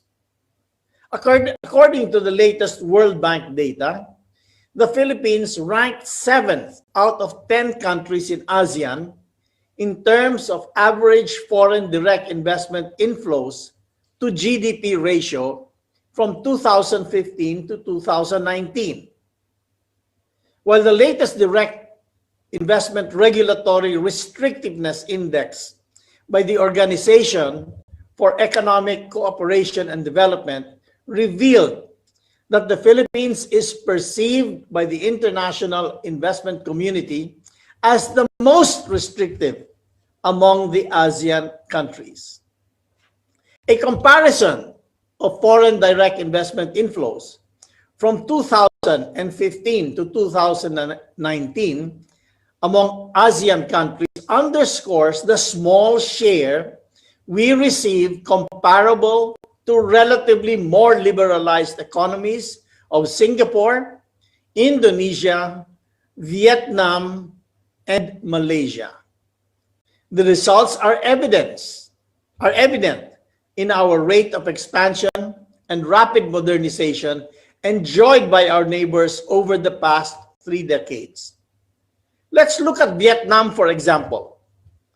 When the Philippines affirmed in 1987 its constitution with restrictions to investments, not based on practicality, but on some notions of nationalism, Vietnam fully opened its doors to the world. Vietnam has effectively exported its way out of poverty by embracing trade and foreign investment liberalization, complemented with domestic reforms through deregulation and lowering the cost of doing business. It likewise invested heavily in infrastructure. These reforms have steered the country to becoming a market-oriented economy. Soon, Indonesia is also set to dramatically change its investment policies in a bid to boost its economy crippled by the pandemic and to create more jobs. According to the draft presidential decree being prepared by Indonesia, the list of industries where foreign investment participation is limited will cut from more than 300 to only 48. It is set to remove restrictions for sectors such as communications, information and technology, energy and tourism. Even before that, Indonesia already passed a law last year, an omnibus bill that reduces the red tape on the country's current business and labor laws. Indonesia also plans to introduce incentives for investments coming into its priority sectors. This is similar to what we are doing under the CREATE bill, a measure that is immediately doable and would offer us the opportunity to jumpstart our economic recovery. CREATE will modernize the Philippines' tax incentive system so that we are better able to attract more strategic and high-value investments. I must thank the House for passing this long overdue reform. The dramatic overhaul in Indonesia's investment policies will leave us the only country in ASEAN still maintaining inordinate restrictions on foreign investment participation in economic growth. This does not bode well for our competitiveness in the coming years. It is never a good idea to tie down our economy to a fixed set of policies. In a world that is constantly innovating, it is always better to have an adaptable economic policy regime. A very good analogy to explain this is by using the concept of anchors and sails. We must adhere to our anchor, which are our core set of principles. This will keep us grounded. But we should also be flexible enough to adjust our sails when the winds change direction. The Philippines should have the flexibility to be able to adjust and maximize economic opportunities as and whenever necessary. State policies should be, in the Constitution, should be limited to fundamental policies universally accepted and unalterable in character. Meanwhile, regulation on foreign investments must be left to ordinary legislation of Congress. In that way, the imposition of restrictions can be debated more openly, and the policies could be attuned to changing conditions. Restricting economic activity is an outdated nationalistic concept overtaken by technological developments. Maintaining preferential treatment for Filipino citizens in certain areas of concern no longer serves any imperative purpose. For instance, the restriction on foreign investments in public utilities forced us to depend on undercapitalized Filipino businesses. Our public utilities remain backwards. Our logistics systems remain one of the weakest in the region. The inefficiency of public utilities has forced Filipinos to pay more for necessities and has stymied the growth of small businesses. Liberalizing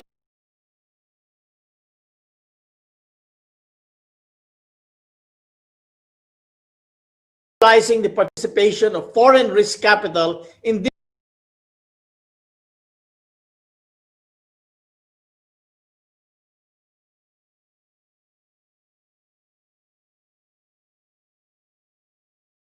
this area by encouraging experienced and strategic investors to expand services would improve the delivery of our public utilities in our country. Our lawmakers can make this happen by approving amendments to the 84-year-old Public Service Act. The restrictive provision banning foreign investments in exploiting our natural resources is an outcome of an erroneous understanding. Our natural resources belong to the state. They should not necessarily mean only Filipinos may exploit them. What is important is that the state collects the proper royalties and ensures that the proceeds benefit the Filipino people. We have forgone many opportunities for efficient, responsible, and sustainable exploitation of our natural resources as a result of the limited participation of international investments. The Constitution bans foreign professionals from practicing in the country. This has deprived our people of the opportunity to absorb and learn new ideas and standards. This has barred us from receiving the best professional services and availing of cutting-edge technologies. It will benefit our people if we allow foreign professionals to practice their professions here, and on the principle of reciprocity, demand our own professionals be allowed to practice abroad. This will broaden the international markets for Filipino professionals. The necessary amendments to the Foreign Investment Act will achieve these objectives. The limitation of ownership of educational institutions to Filipinos is surely obsolete in this age of remote learning. Through digital communication technologies, Filipinos may now access the best information from everywhere. What the ownership limitations caused is the closure of many private institutions due to lack of capital to sustain operations. Over the past year, we saw the closure of many private schools, given the difficulties imposed by the pandemic. This will create a shortage in educational services that can only be magnified by restrictive investment provisions. High-level skills development in the country should be open to foreign equity. The Philippines' strategic location and proficiency in English undeniably make it a highly viable site for future offshore campuses of internationally recognized learning institutions. In the age of the internet, that has seen the migration of the audience to digital sources of information, the prohibition of foreign ownership in the mass media and advertising is most anachronistic. All the prohibition accomplishes is to prevent our own media and advertising companies from building international networks that will enhance their viability. The ban on foreign ownership of land, however, should remain, since this evokes strong emotional reactions. The rest of the investment liberalization strategies should accomplish enough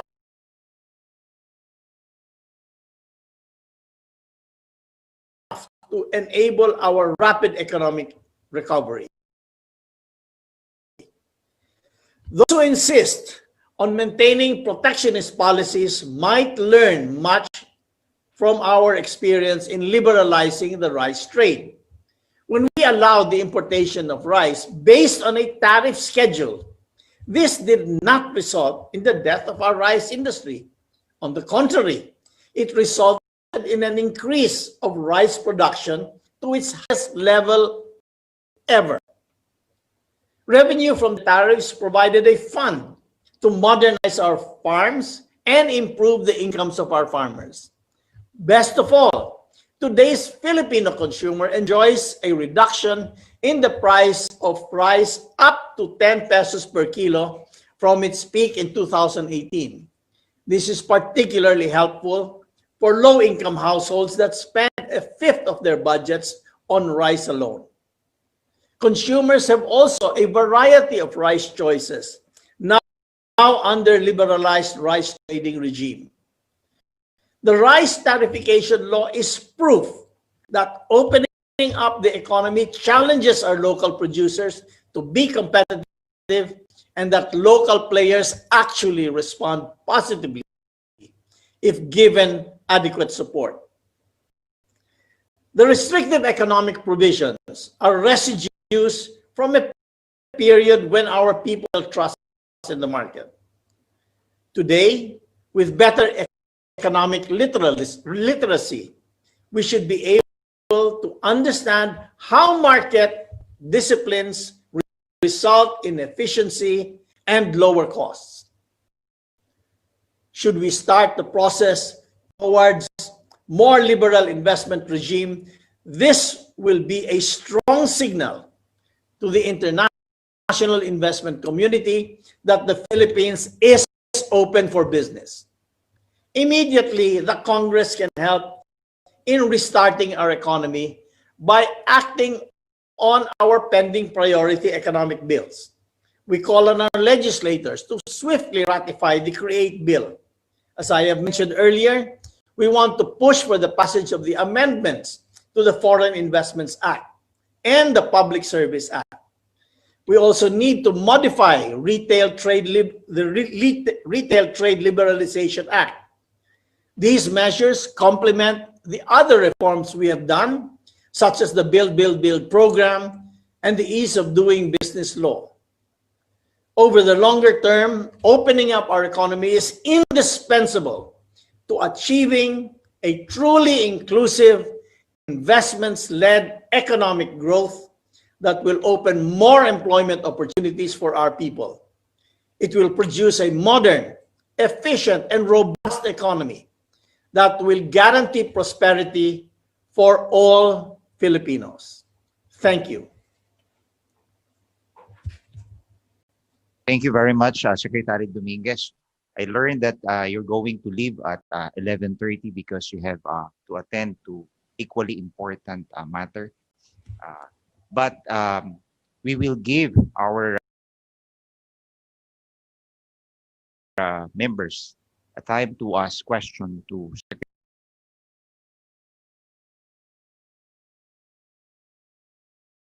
Secretary Dominguez only until 11:30 a.m. But before you ask question, let us also give way to Secretary Lopez of DTI, who has to leave also by 11:30 or 12 p.m. because he has to attend also to equally important matter. Secretary Lopez, you are now recognized.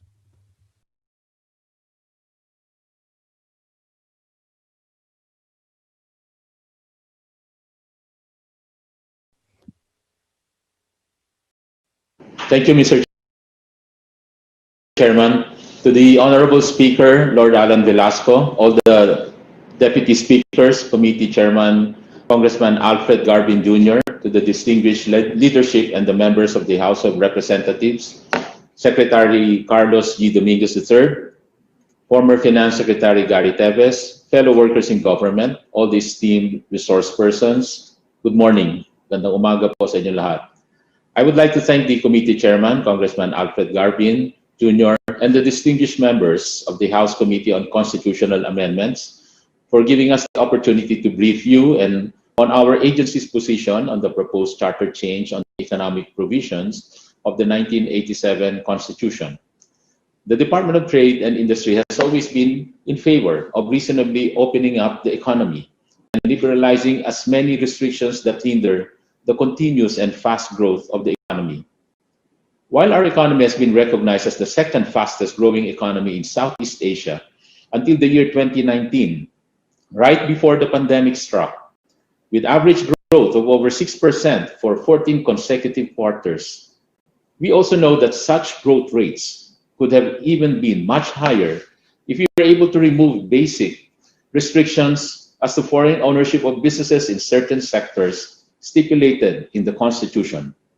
We therefore welcome the efforts, whether through a charter change or the enactment of laws, in removing these economic restrictions and any barrier that limit foreign participation in investments and economic activities.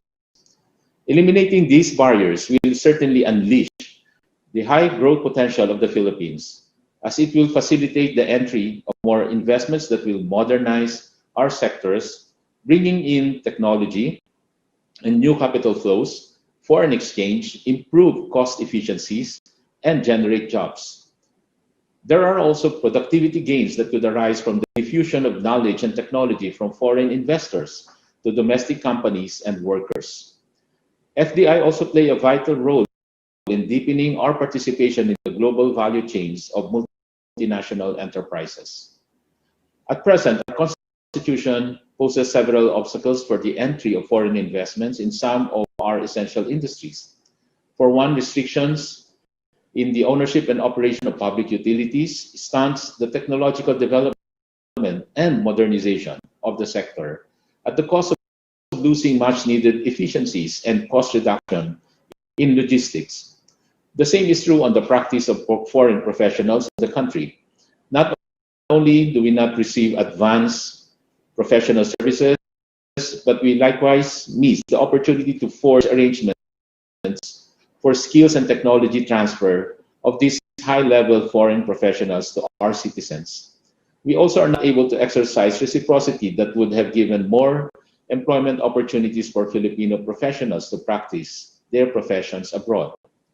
Similarly, the highly restrictive full Filipino ownership mass media enterprises hampers the vital technological advancement in the industry. At this day and age, such policy also seems outdated with the millions of digital and online foreign mass media content that are already accessible real-time to any Filipino connected online. We definitely find merit on the initiatives to remove any provision restrictive to economic progress, and we reiterate the statement we gave in other fora that we pose no objection to the review of economic provisions of our Constitution to address these barriers to investments. We are just mindful of the current challenges brought about by the pandemic, including the nearing 2022 presidential elections that might affect the focus, nature, and pace of the deliberations, but we leave that concern or those concerns to the wisdom of our legislators. We thus equally look with favor the ongoing legislative actions that will likewise open the restrictions, such as the modification of the Retail Trade Liberalization Act and the new Public Service Act, if only to improve investment inflows in the country and equalize opportunities with our Asian neighbors. Modifying the current Retail Trade Liberalization Act will boost foreign investments in the Philippine retail industry through amendments that lowered the minimum paid-up capital requirement for foreign-owned businesses. This would give the country greater access to diverse consumer products, more competition among retailers, more retail market access, and lower entry costs for micro SME products and services, further technology and skills transfer, and additional jobs for Filipinos. Meanwhile, liberalizing the present Public Service Act by refining or limiting what constitutes a public utility may take certain industries out of the coverage of the constitutional limitations on foreign ownership.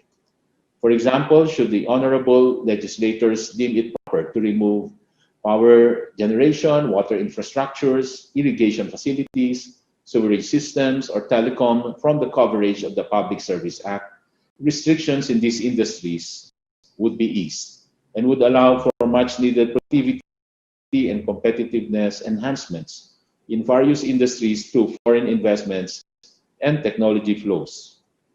Fortunately, the Corporate Recovery and Tax Incentives for Enterprises, or CREATE Act, is now at the bicameral stage of Congress.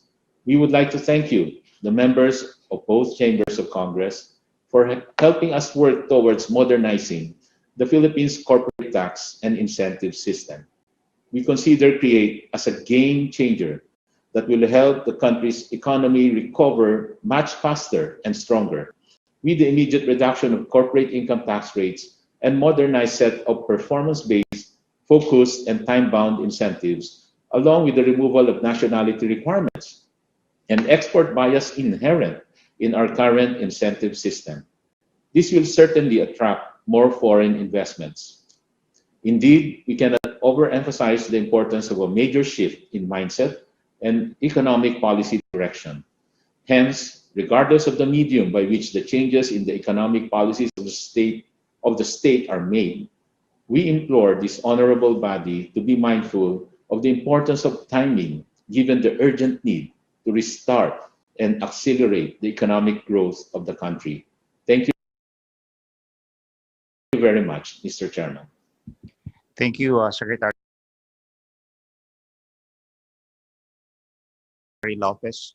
As intimated earlier, or as stated earlier by this, the two secretary intimated to this representation that they have to leave at 11:30, and therefore I beg the indulgence of other resource person.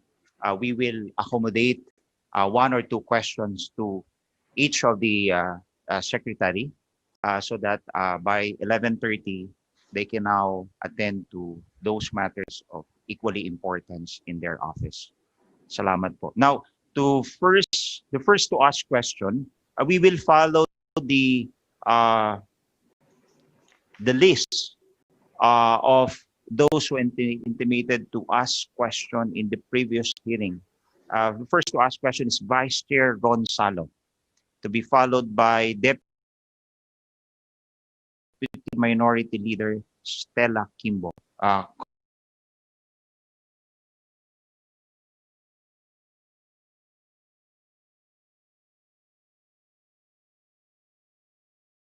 Congressman Ron Salo, you are now recognized. Salamat po.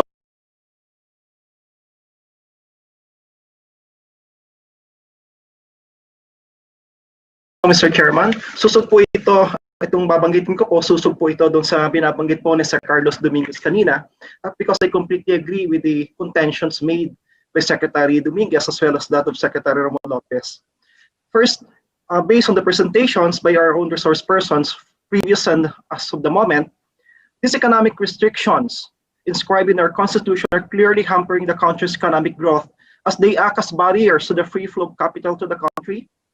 And these restrictions boost the oligarchs' rent-seeking behavior, and leads to poor services of public utility providers, high cost of goods and services, and ultimately perpetuation of poverty.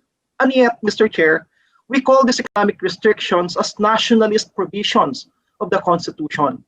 Thus, my question is, who are the real nationalists? Sino ba talagang totoong nationalista, Mr. Chair? Yung bang mga tumututol na tanggalin ang mga provisions na ito? When clearly ang epekto nito ay tuloy-tuloy na kahirap at di maayos na serbisyo sa mga tao? O yung mga nagsusulong na tanggalin ang mga provisions na ito upang mas bumuti o gumanda ang buhay nating mga Pilipino? Kapag gumagamit ako ng internet para magbukas at magpadala ng email, saan ko pa bang tanungin kung Pilipino ang may-ari nito? O ang mahalaga sa akin ay kung mabilis ang serbisyo nito? Kapag may tinatawagan ako gamit ang aking cellphone, kailangan ko pa bang tanungin kung Pilipino may-ari ng telco na provider ko? O ang mas mahalaga sa akin ay malinaw ang reception, maayos na nagkakaintindihan kami ng kausap ko, hindi biglang putol at hindi out of coverage ang naririnig ko. Kapag binuksan ko ang ilaw, kailangan ko pa bang tanungin kung Pilipino ang may-ari po nito? O sapat na sa akin na may sunang kuryente, hindi ako putulan at hindi nawawala at hindi ako sisingilin ng sobrang laki. Kapag nanood ako ng balita sa TV, kailangan ko pa bang tanungin kung Pilipino ang may-ari nito? O mas mahalaga sa akin ng binabalita ay totoo at walang kinikilingan ang nagbabalita nito. Kapag nanonood ako, nakikinig ako ng patalastas sa TV o radyo o nagbasa ako ng ad sa dyaryo, bakit kailangang Pilipino ang may-ari ng mga gumagawa ng patalastas na ito? Kapag nagpatayo ng ice plant ang isang tao, bakit kailangang Pilipino ang nagmamay-ari nito? Ano ang kinalaman ng pagiging Pilipino sa kalidad ng produkto at serbisyo na dapat ibigay sa akin bilang isang consumer? Ano nga ba dapat ang malagaso sa ito? Ang pagiging Pilipino ng mga nagmamay-ari ng mga negosyong ito o ang kalidad ng serbisyo at mababang presyo na dapat binibigay sa ating mga Pilipino? Isang banda, sino ba talaga mas malaga, Mr. Chair? Ang may-ari ng negosyo o ang publiko na dapat sana inagtataasa ng maayos sa serbisyo? So Mr. Chair, binanggit ko kanina ni Secretary Dominguez that these particular restrictive provisions have huge economic impact negatively. Mr. Chair, kay Secretary Dominguez, how much is the projected capital inflow in case these restrictive economic provisions are removed? And then with that amount, how many possible jobs will be created, Mr. Chair? And considering that these provisions have been in existence since 1987, or almost 34 years ago, how much investment would have entered the Philippine economy had these provisions were not present? These are my first questions, Mr. Chair. Thank you very much, Secretary Vice Dominguez. Chair. Please. You're now recognized. Thank you, Mr. Chairman. Thank you very much, Congressman Salo. I want to thank you for that question. Unfortunately, I don't know the answer because I haven't made any projection.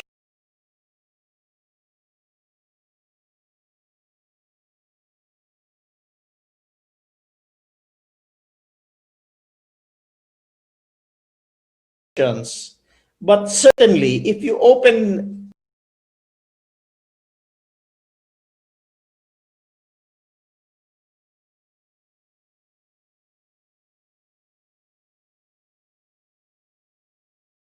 up, more capital is going to flow in. Exactly how much, I have no idea.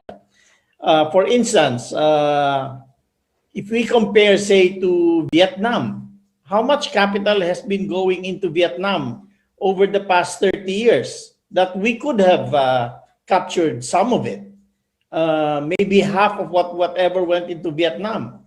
So that I think is a good measure for us. Remember, Congressman and Chairman, that the international community perceives us as the most restrictive economy in the ASEAN. So once they take a look at that, maybe they won't even take a second look at us. So again, there are ways to open up our economy aside from the constitutional amendments. And I urge the Congress to consider those measures that I have outlined in my presentation. Thank you, sir. Thank you, Secretary Dominguez. With regard to Public Service Act, create the Retail Trade Liberalization Act, the Foreign Investment Act, tinapos na ho namin dito sa House of Representatives. It's now with the Senate. And that's why we say that while we consider and think that those are doable, ready measures to stimulate and at the same time to open up the economy, we may also consider this very restrictive economic provisions. And in doing so, we encourage the flow of foreign direct investment by sending signal to the investment community that we're doing something to this 33-year-old restrictive economic provisions. Mr. Chair, can I interject? Kong Joey Salceda. Yes, can I just show a slide? Saldi, can you just slide page 2? I beg your pardon, sir? No, see, I have my staff. I have a slide. Page 2. Next. Well, as you can see that in CREATE, we lose $1 trillion in 10 years. In RBH2, none. In GDP, CREATE additional 1.01%, additional incremental GDP on best case, but RBH2 is 1.86. In terms of jobs, because CREATE is actually, some of the provisions are actually non-performance based, we could probably produce 2 million. But for RBH, because we're opening the economy to those that are actually more jobs producing, we can actually get 6.6 million. In FDI, the average annual for CREATE is about 288 billion, but for RBH2 is 330 billion. These estimates are based on my consultations with a lot of analysts and of course some models, including dynamic stochastic general equilibrium. You may take it with a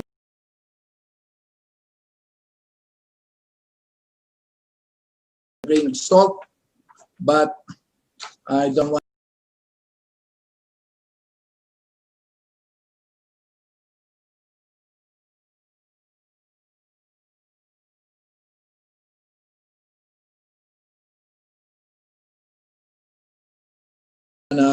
say that RBH2 is better than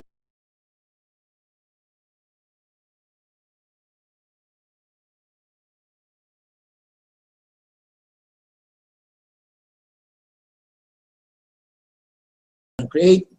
I think we need both. The combination of both, I think, will be best for this country. Thank you very much. Thank you, Joey. You can take out the slide. Thank you, Kong Joey. Next to ask question is Deputy Sir Chair, Minority. tapos na po ba ako?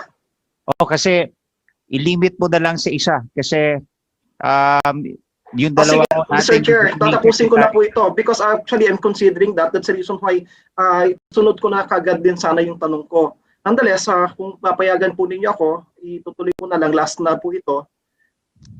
You can reserve your other question in some of our resource person who will follow Secretary Dominguez. And, so po ito doon sa sagot ni Secretary Dominguez, Mr. Chair. So itutuloy ko lang po ito. It's a rhetorical question anyway.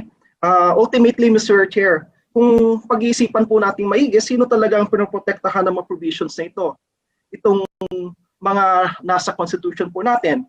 Napoprotektahan nga ba talaga nito ang interest ng sambayan ng Pilipino o napoprotektahan yung mga ilang negosyante na naka-establish na because at the end of the day, it acts as protection for these businesses, Mr. Chair. Thank you very much, Vice Chair Ron Salo. Deputy Minority Leader Stella Kembo, you're now recognized. Thank you po, Mr. Chair. Gusto ko munang pasalamatan si Secretary Dominguez at si Secretary Lopez for sharing data as well as their insights the matter. I'd like to say more or less that I agree with many of the statements made. Gusto ko lang po magtanong ng konting clarification because, Mr. Chair, kung naalala po ninyo in the previous hearing, one of our colleagues actually said something like, wag na siguro natin tignan ng datos, wag na siguro natin tignan ng studies. Baka mas magandang tanungin ang mga potential investors. So syempre napakahirap nun dahil napakaraming potential investors. So tanungin ko na lang po si Secretary Mon Lopez because I believe that part of the mandate of DTI is to I suppose, answer queries from interested investors. Tama po ba yun, Secmon, that's part of your mandate? Mr. Chairman, yes, Deputy Minority Leader Stella Kimbo, yes, that's true. That's part of the mandate. And these are the questions really asked by foreign investors, a lot of foreign investors. And they are already commenting, and they've been commenting about certain economic restrictions that hinder, the entry of investments in the country. So can you give us an idea more or less pre-pandemic levels? So more or less, ilan po ba ang mga foreign investors na nagsasaad po ng interest? At sa atin po, sa kada taon po, in 1 year? Okay. So ngayon po, we have, as I reported a couple of weeks ago, what we have on hand is about 90 investment leads that are, I would say, low-hanging fruits already because these are serious investors that have started to consider Philippines and they look for location, and ito yung mga palapit na napapasok na talaga sa atin. So it's just a matter of time, maybe 1 year before we can really see the realization of these investments. But nevertheless, as we continue to attract and invite other companies, other foreign investors, that is where other issues that we have raised in this body really do come into play, and they usually cite restrictions on ownership on the sectors that we have cited. That's why we really appreciate the work of this committee in really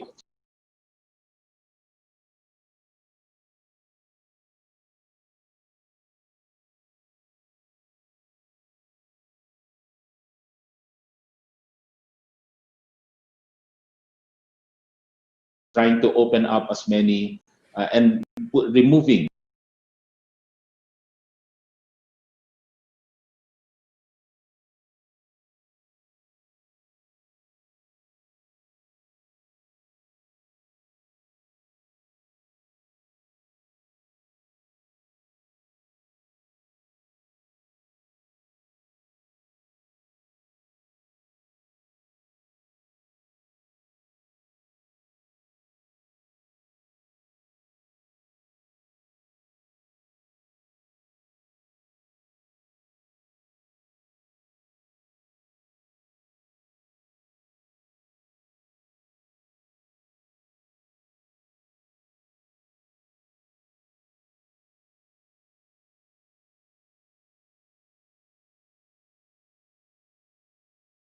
eliminating as many restrictions as possible.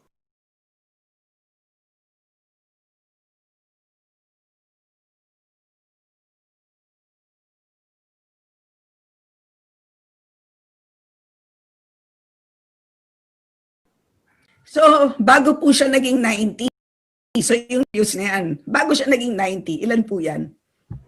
Oh, bali in a year, we have about, I think, easily about over 30, over 40 that are coming in, registering, and in a year, Mr. Chairman. And can you give us an idea kung ilan porsyento doon po sa nagtatanong sa inyo, yung ilang porsyento doon po sa interesado, ang medyo na-turn off po dahil nga nung na-realize nila na napaka-restrictive ng ating mga economic provisions?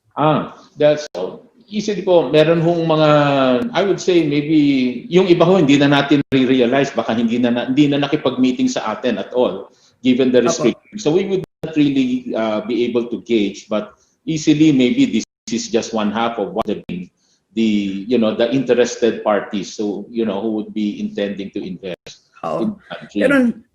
Pero napakalaki pa rin ng one half kasi doon sa 90 po ang ating serious na investors at this point. Kung one half lang po yan, edi sana po 180 po ang magiging serious investors natin. And usually po, if ever they have questions, ano po yung kanilang which of the economic provisions that we are contemplating today ang sa tingin ninyong madalas tanungin ng mga investors po natin? Do they ask questions about, for example, land ownership, or perhaps media, or education, or natural resources, or yung pong 60-40 rule? It's usually, marami ho, usually retail trade. There's also mga related to public service. And then a couple of interests on education, higher learning, education. So in general, these are the concerns made, and also construction. Also, these are the interests being relayed to us. So nakakalungkot, Secretary, because inabanggit ninyo na retail trade and construction sectors, these are very labor intensive, no? So kung we are foregoing all of those investments, yun pa naman sana yung labor intensive. We could have been generating more jobs.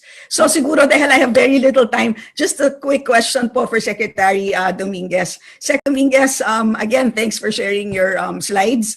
I'd like to ask, you mentioned about land ownership, and as an economist, I know more or less that many economists would agree that these economic provisions are restrictive. And I think, though, that land ownership is really the most controversial. You said that perhaps we should not be doing this because it is very emotional. So I'd like to ask, if you were to set aside emotions, just to think about the restrictions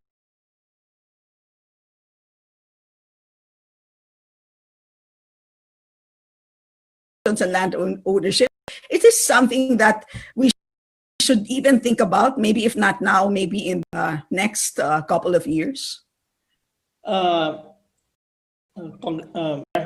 Congresswoman, I think you cannot ignore the colonial past of the Philippines, where it was thought that foreigners came and ended up owning the land, dispossessing the Filipinos. And land is a very emotional issue. So I doubt if you can, prescind from it. However, there are ways of getting around land ownership, and that is through a lease, okay? Now, we can lease it to them for 99 years, but that's not allowed, okay?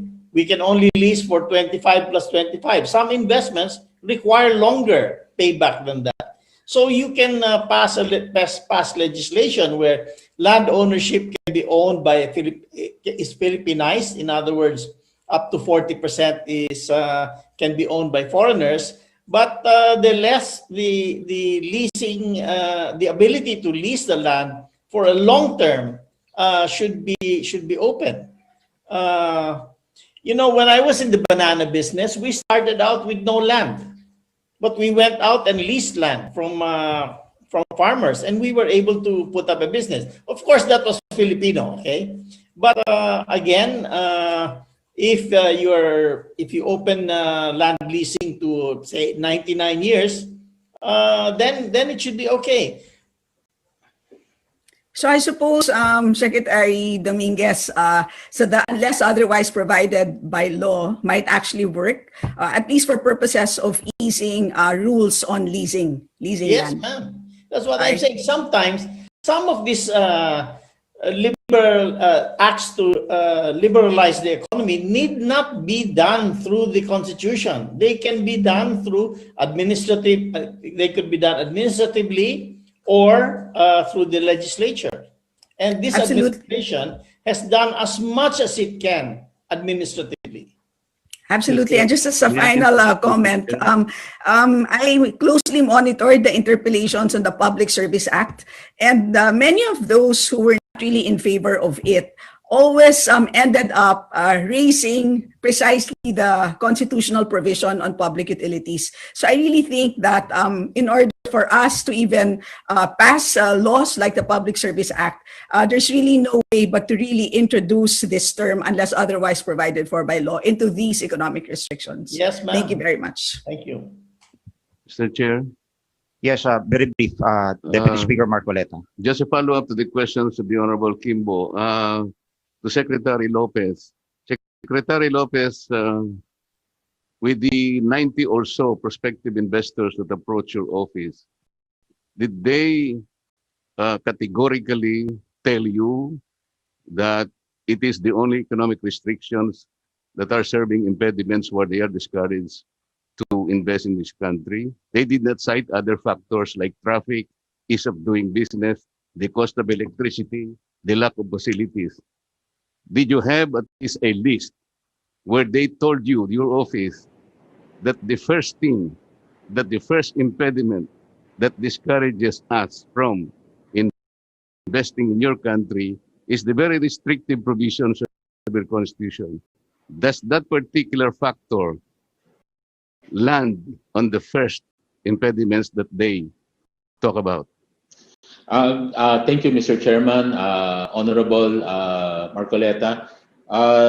For the 90, these are already the companies that have indicated their not only intention but their decision to invest in the country. So these are the companies that have actually hurdled, or if not, they're not concerned already with the economic restrictions because they have already decided to come in. What we are referring to as companies that have cited yung mga economic restrictions are those that have not yet decided to come in or are probably not even have indicated. Yes, precisely. Those are the capitalists or the businesses that I'm referring to. Did they precisely indicate that their only problem is the restrictive nature of our economic provisions and nothing else? Did they not cite other factors? Yes, Mr. Chairman.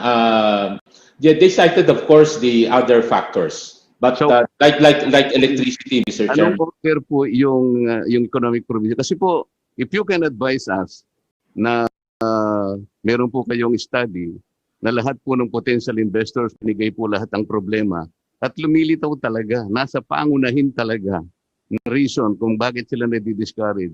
Yun po yung kailangan namin. Kasi po, baka ang nangyari, number 1 po yung traffic, number 2 po yung cost of electricity, number 3 ease of doing business, pagkatapos insurgency, and then later on, kung makikita po namin sa listahan, number 25 pala, yung restrictive conditions, parang hindi po pala ganun siguro. Okay. Do you know what can you follow? Ang ibig ko lang sabihin, nasa first 3 ba siya? Maski siguro po kung nasa first 3 lang siya, that's okay with me already. Nasa first 3 po, Your Honor, because if you think about an investor, normally the first thing that comes to mind is, will I have a majority in this company? Will I be the decision maker in this company? Okay, so we'll take you for it. Yun po. Kung nasa pangatlo talaga o nasa first 3, that's okay. Yun po yung kailangan namin. And then next question to Secretary Dominguez. Sorry po. To what extent and to what degree should we open our economy? Kasi po yung pag-liberalize natin, palagay ko settled na yun. Mukhang lahat po tayo agreeable that we should make adjustment to open our economy.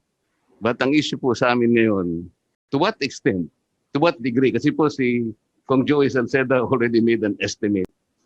Ilan po kayang opening ang ginawa niya to be able to produce those statistics using dynamic stochastic general equilibrium? Hindi po namin masyadong maintindihan yun, Secretary, kaya kami po ay humihingi ng payo sa inyo. To what extent and to what degree should we open our economy? Should we do it? Mr. Salamat. Chair, may I respond? You're recognized. Congressman, we must open it up as wide as we can with the exception of land ownership. That is my short answer. Thank you po. Thank you. That's your last question, Deputy Speaker Marcoleta. As promised to the two good secretaries wherein I will let them go at 11:30. Nag-overtime na nga po. Salamat po sa inyong presentasyon, sa posisyon nyo, at sa pinakita nyo hong paliwanag dito sa komitiba ng Constitutional Amendment. Sana ho, maliwanagan rin yung taong bayan sa pininisinta nyo ngayon kung gaano ka-importante na i-lift natin itong restrictive economic provisions along with enacting those measures. You call it low-hanging fruits that is now pending before this. Mr. Chair, before we let the two secretaries, just a short question, kasi we are representing the economic team of the administration. Sige, isang question lang. Yes. Sa narinig ko kasi sa presentation ng ating dalawang team, halos pareho naman sila. No? Ang tanong ko lang, kasi sinasabi naman nila pwedeng buksan ng ating ekonomiya through legislation. And in fact, pareho yung sinight nila ng mga legislative measures, create, retail trade law, what's the other one? The Public Service Act Amendment. So at this point in time, no, now we only have how many months before the next election? What is really the priority of the administration? To pass these measures or to engage in this divisive charter change mode na hanggang ngayon nga hindi pa nagkasundo yung dalawang kamara kung is it voting separately, voting jointly, or we can go ahead in the House and the Senate can also go ahead on its own. So may I get the answer from the two secretaries, Mr. Chair. Mr. Chair, thank you very much. Congressman Zarate, as I mentioned, we must open our economy, in my view, as to its widest extent, with the exception of land. Okay. Now you can do it in several ways. Okay. As I said, I am not qualified to advise the Congress on political issues, especially on the matter of constitutional change. But if we must do what is necessary, and we must do what is necessary as soon as possible, with the idea that we have already low-hanging fruit, let's do that. But let us not stop at that. Let us continue and finish it. And Mr. Zarate, my experience also is that sometimes one piece of legislation cannot be done in one Congress. Sometimes it has to spill over to a next Congress. But that doesn't mean we should stop. We should not introduce it so that it will be in the agenda of the next Congress. So that's my short answer, Congressman. I hope it's satisfactory. Thank you. Thank you, Secretary Dominguez. I did ask that question because even the Philippine Chamber of Commerce and Industry, the the Makati Business Club, and even Phoenix issued separate statements saying that they're opposed to this chacha now, no? Dahil wala nang oras. And thank you, Kong Zarate. Thank you, Mr. Chair. You may briefly respond, Secretary Lopez, to the query of Congressman Zarate. Thank you, Mr. Chairman. I have stated it in my message, Mr. Chairman, that those that we can already start doing, and we know that the Congress has already acted on many of the legislative reforms that we are referring to.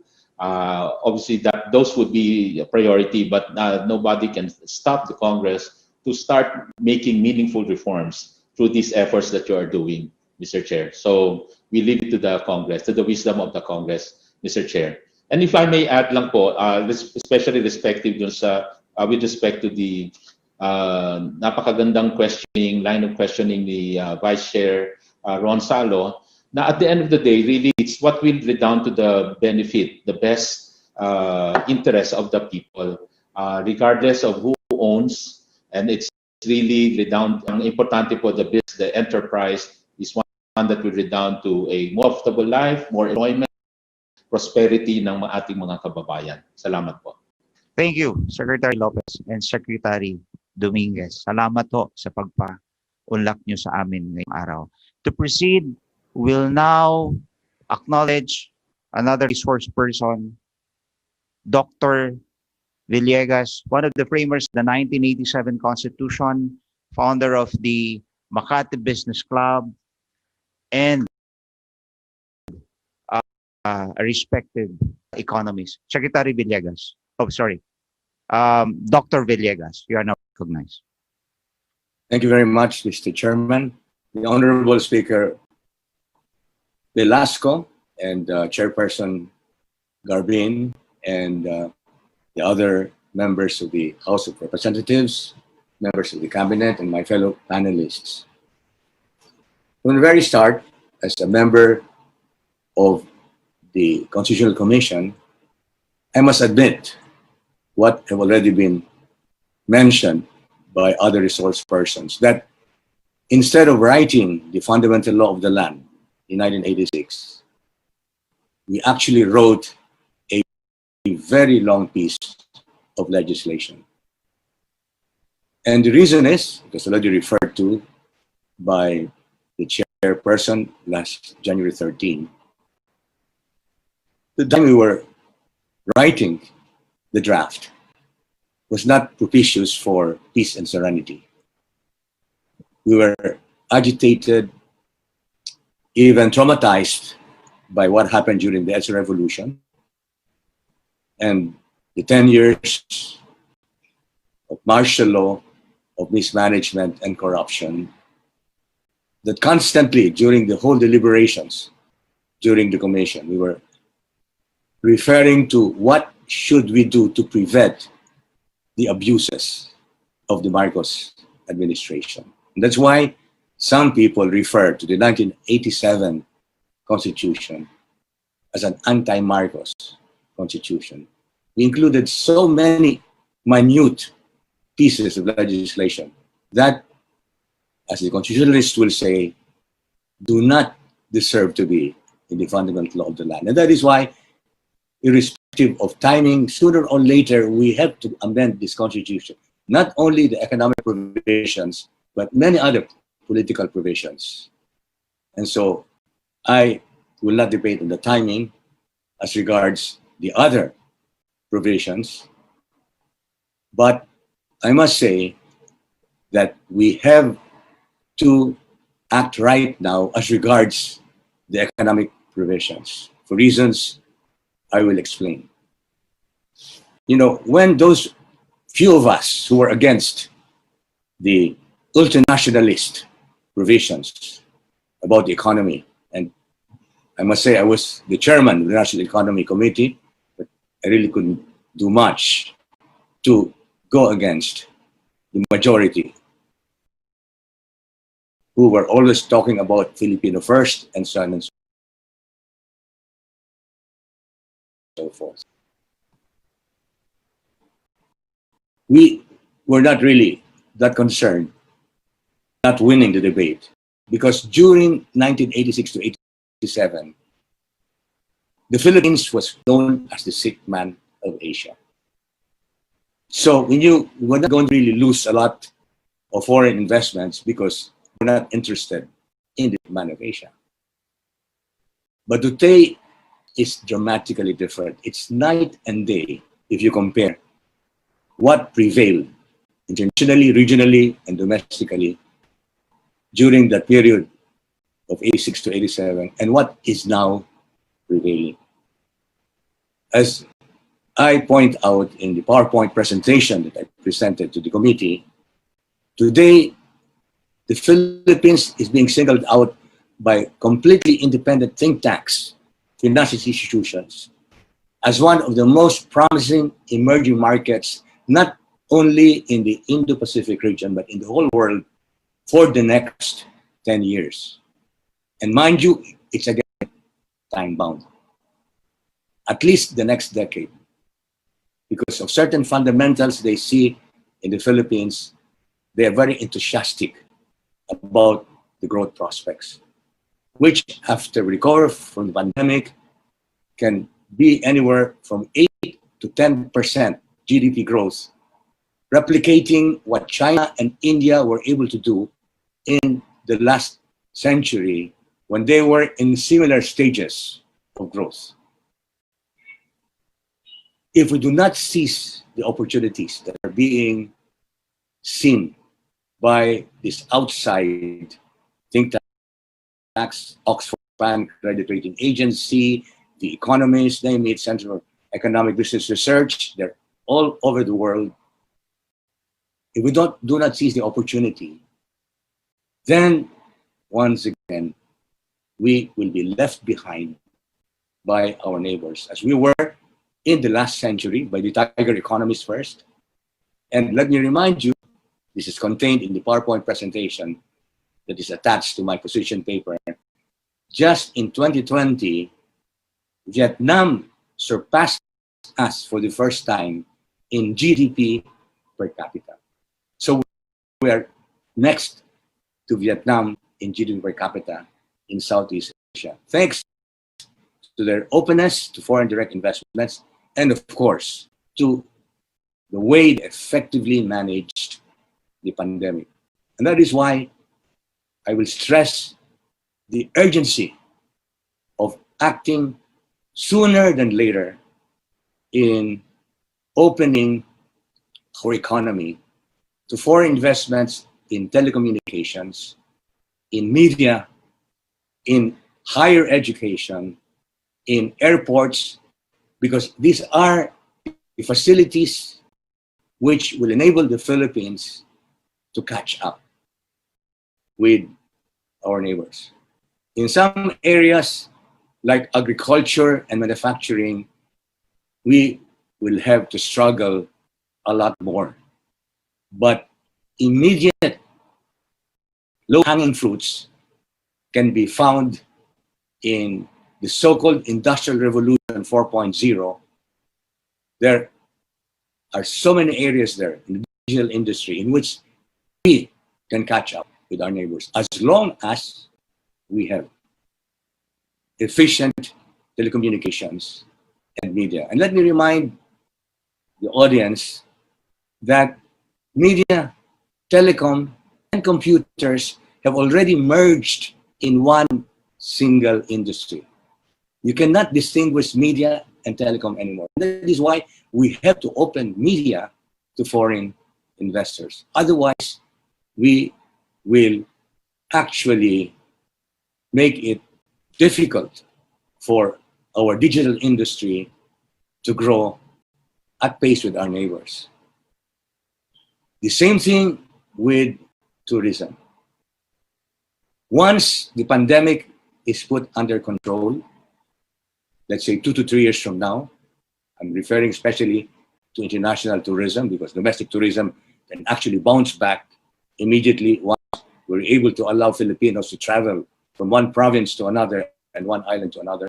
But as you very well know, tourism is a sector that has tremendous multiplier effect and employment. And is it realistic to expect the Philippines to be #1 in international tourism in Southeast Asia in the next 10 years? Probably some of you have read that issue of an international magazine on leisure and tourism that rated Palawan as the best island resort in the whole world, surpassing Bali. And I'm sure those of you from the regions know that there are so many islands, Siargao, Siquijor, Camiguin, Camotes, name it, that, like Panglao, can really also compete with Palawan. But if we don't have very efficient airports, we may not realize that potential. And I'd like especially to refer to the remarks of national scientist Fabelia, that if we had allowed the German company build Fiatco to own majority share and not to tolerate a Filipino partner that was entangled in corruption, we would have not lost so much money in the delay. And present case, I'm sure you know that Megawide built with a foreign partner, one of the best international airports in Mactan we have today. But recently, Megawide was frustrated in its desire to replicate its success story in Mactan in the Manila International Airport, again, because of the question of foreign ownership. We have very few Filipino investors as generous as Ramon Ang, who will build the Bulacan Airport using his own resources. He is really one in a million. We need so much long-term capital to improve our international airports so that we can really be very much on top of the tourism international industry. Now, let me also say that as many of the resource persons have stressed, attracting foreign investment means improving a combination of factors like ease of doing business, good governance,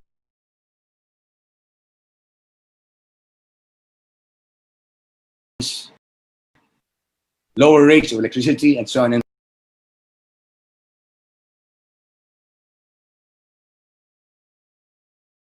so forth. But I maintain, to be realistic, for example, ARCA has been around and we are still at the bottom of ease of doing business in international assessment, better only than Myanmar, Cambodia, and Laos. My point here is it takes a long time to address these other factors. But with just piece of legislation allowing foreigners to own 60, 80, or even 100% of their investments in telecom, in airports, you would actually have a sweetener that would counteract our handicaps in these other areas where it takes a long time to improve. And as regards land, I know the majority are not in favor of touching the restriction on land. But since I used the word sweetener, we have to use as many sweeteners to be able to balance our lack of success in ease of doing business, in good governance, and so on and so forth.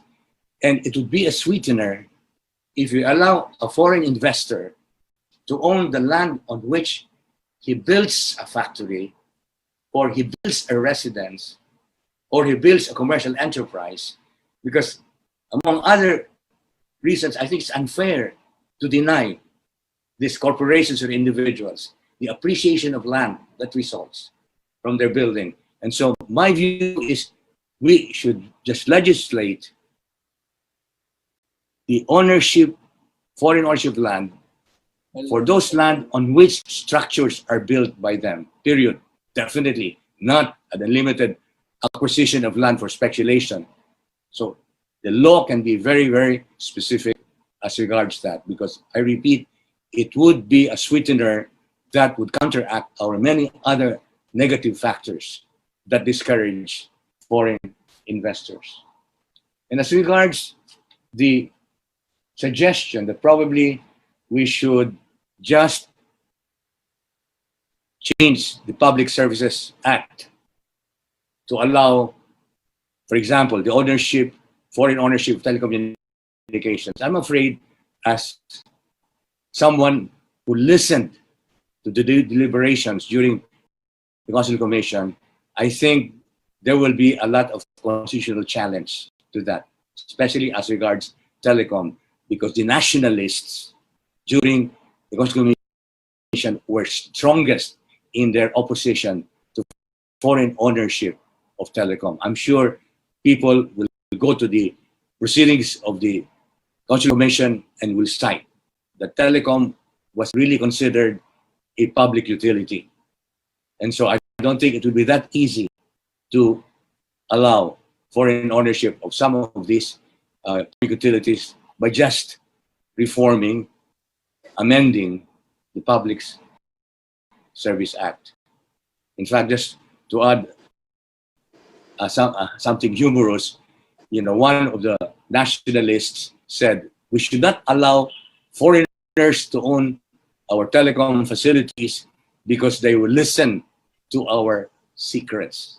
Many of us laughed because whether or not they own our telecom facilities, they are always listening to our secrets anyway. No? But that's beside the point.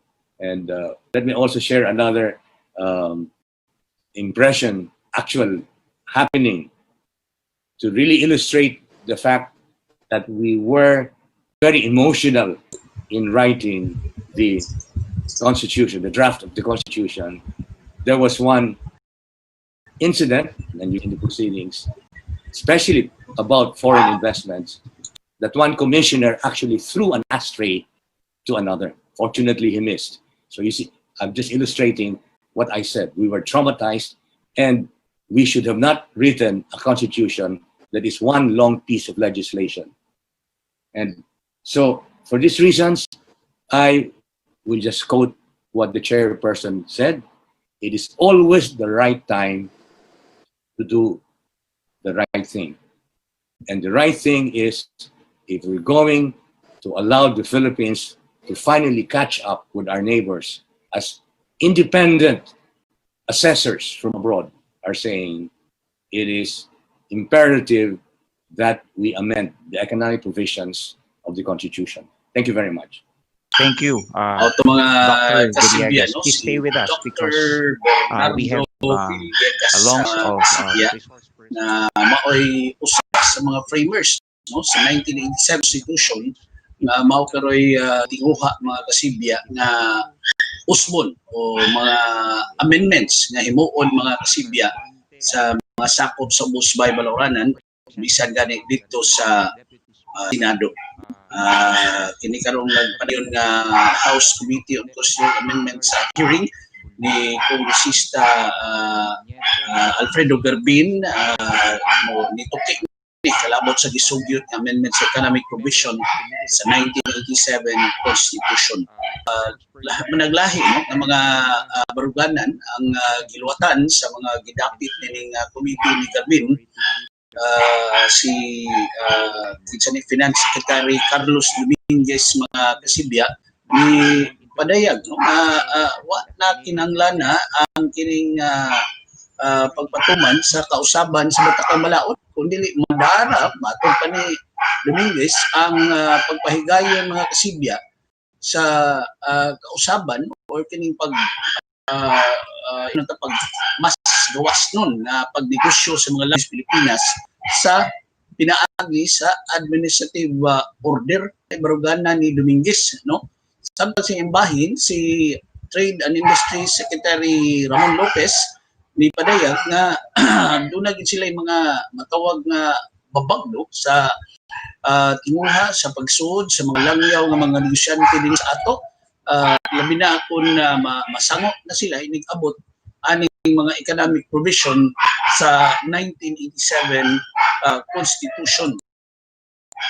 Mga kasibya muna nga si Lopez murag uyon, si Dominguez dili kayo uyon, pero si Villegas mga kasibya ang usas mga framers sa 1987 Constitution ni Tao na sa madugay o sa di kining Batakang Balaod na karon may labot sa pagkwestiyon sa timing aning maong balaod o balaod nun sa magkaroon diha sa House o sa Senado.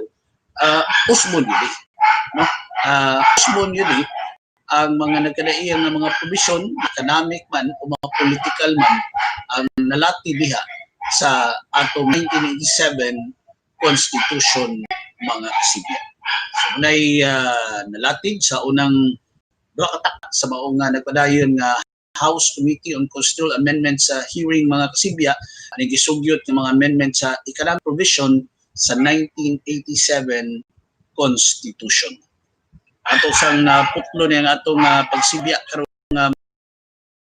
mga orasa kung naaman sila si Roy Lacasa alang sa atong SibyaTV balita sa alas 12.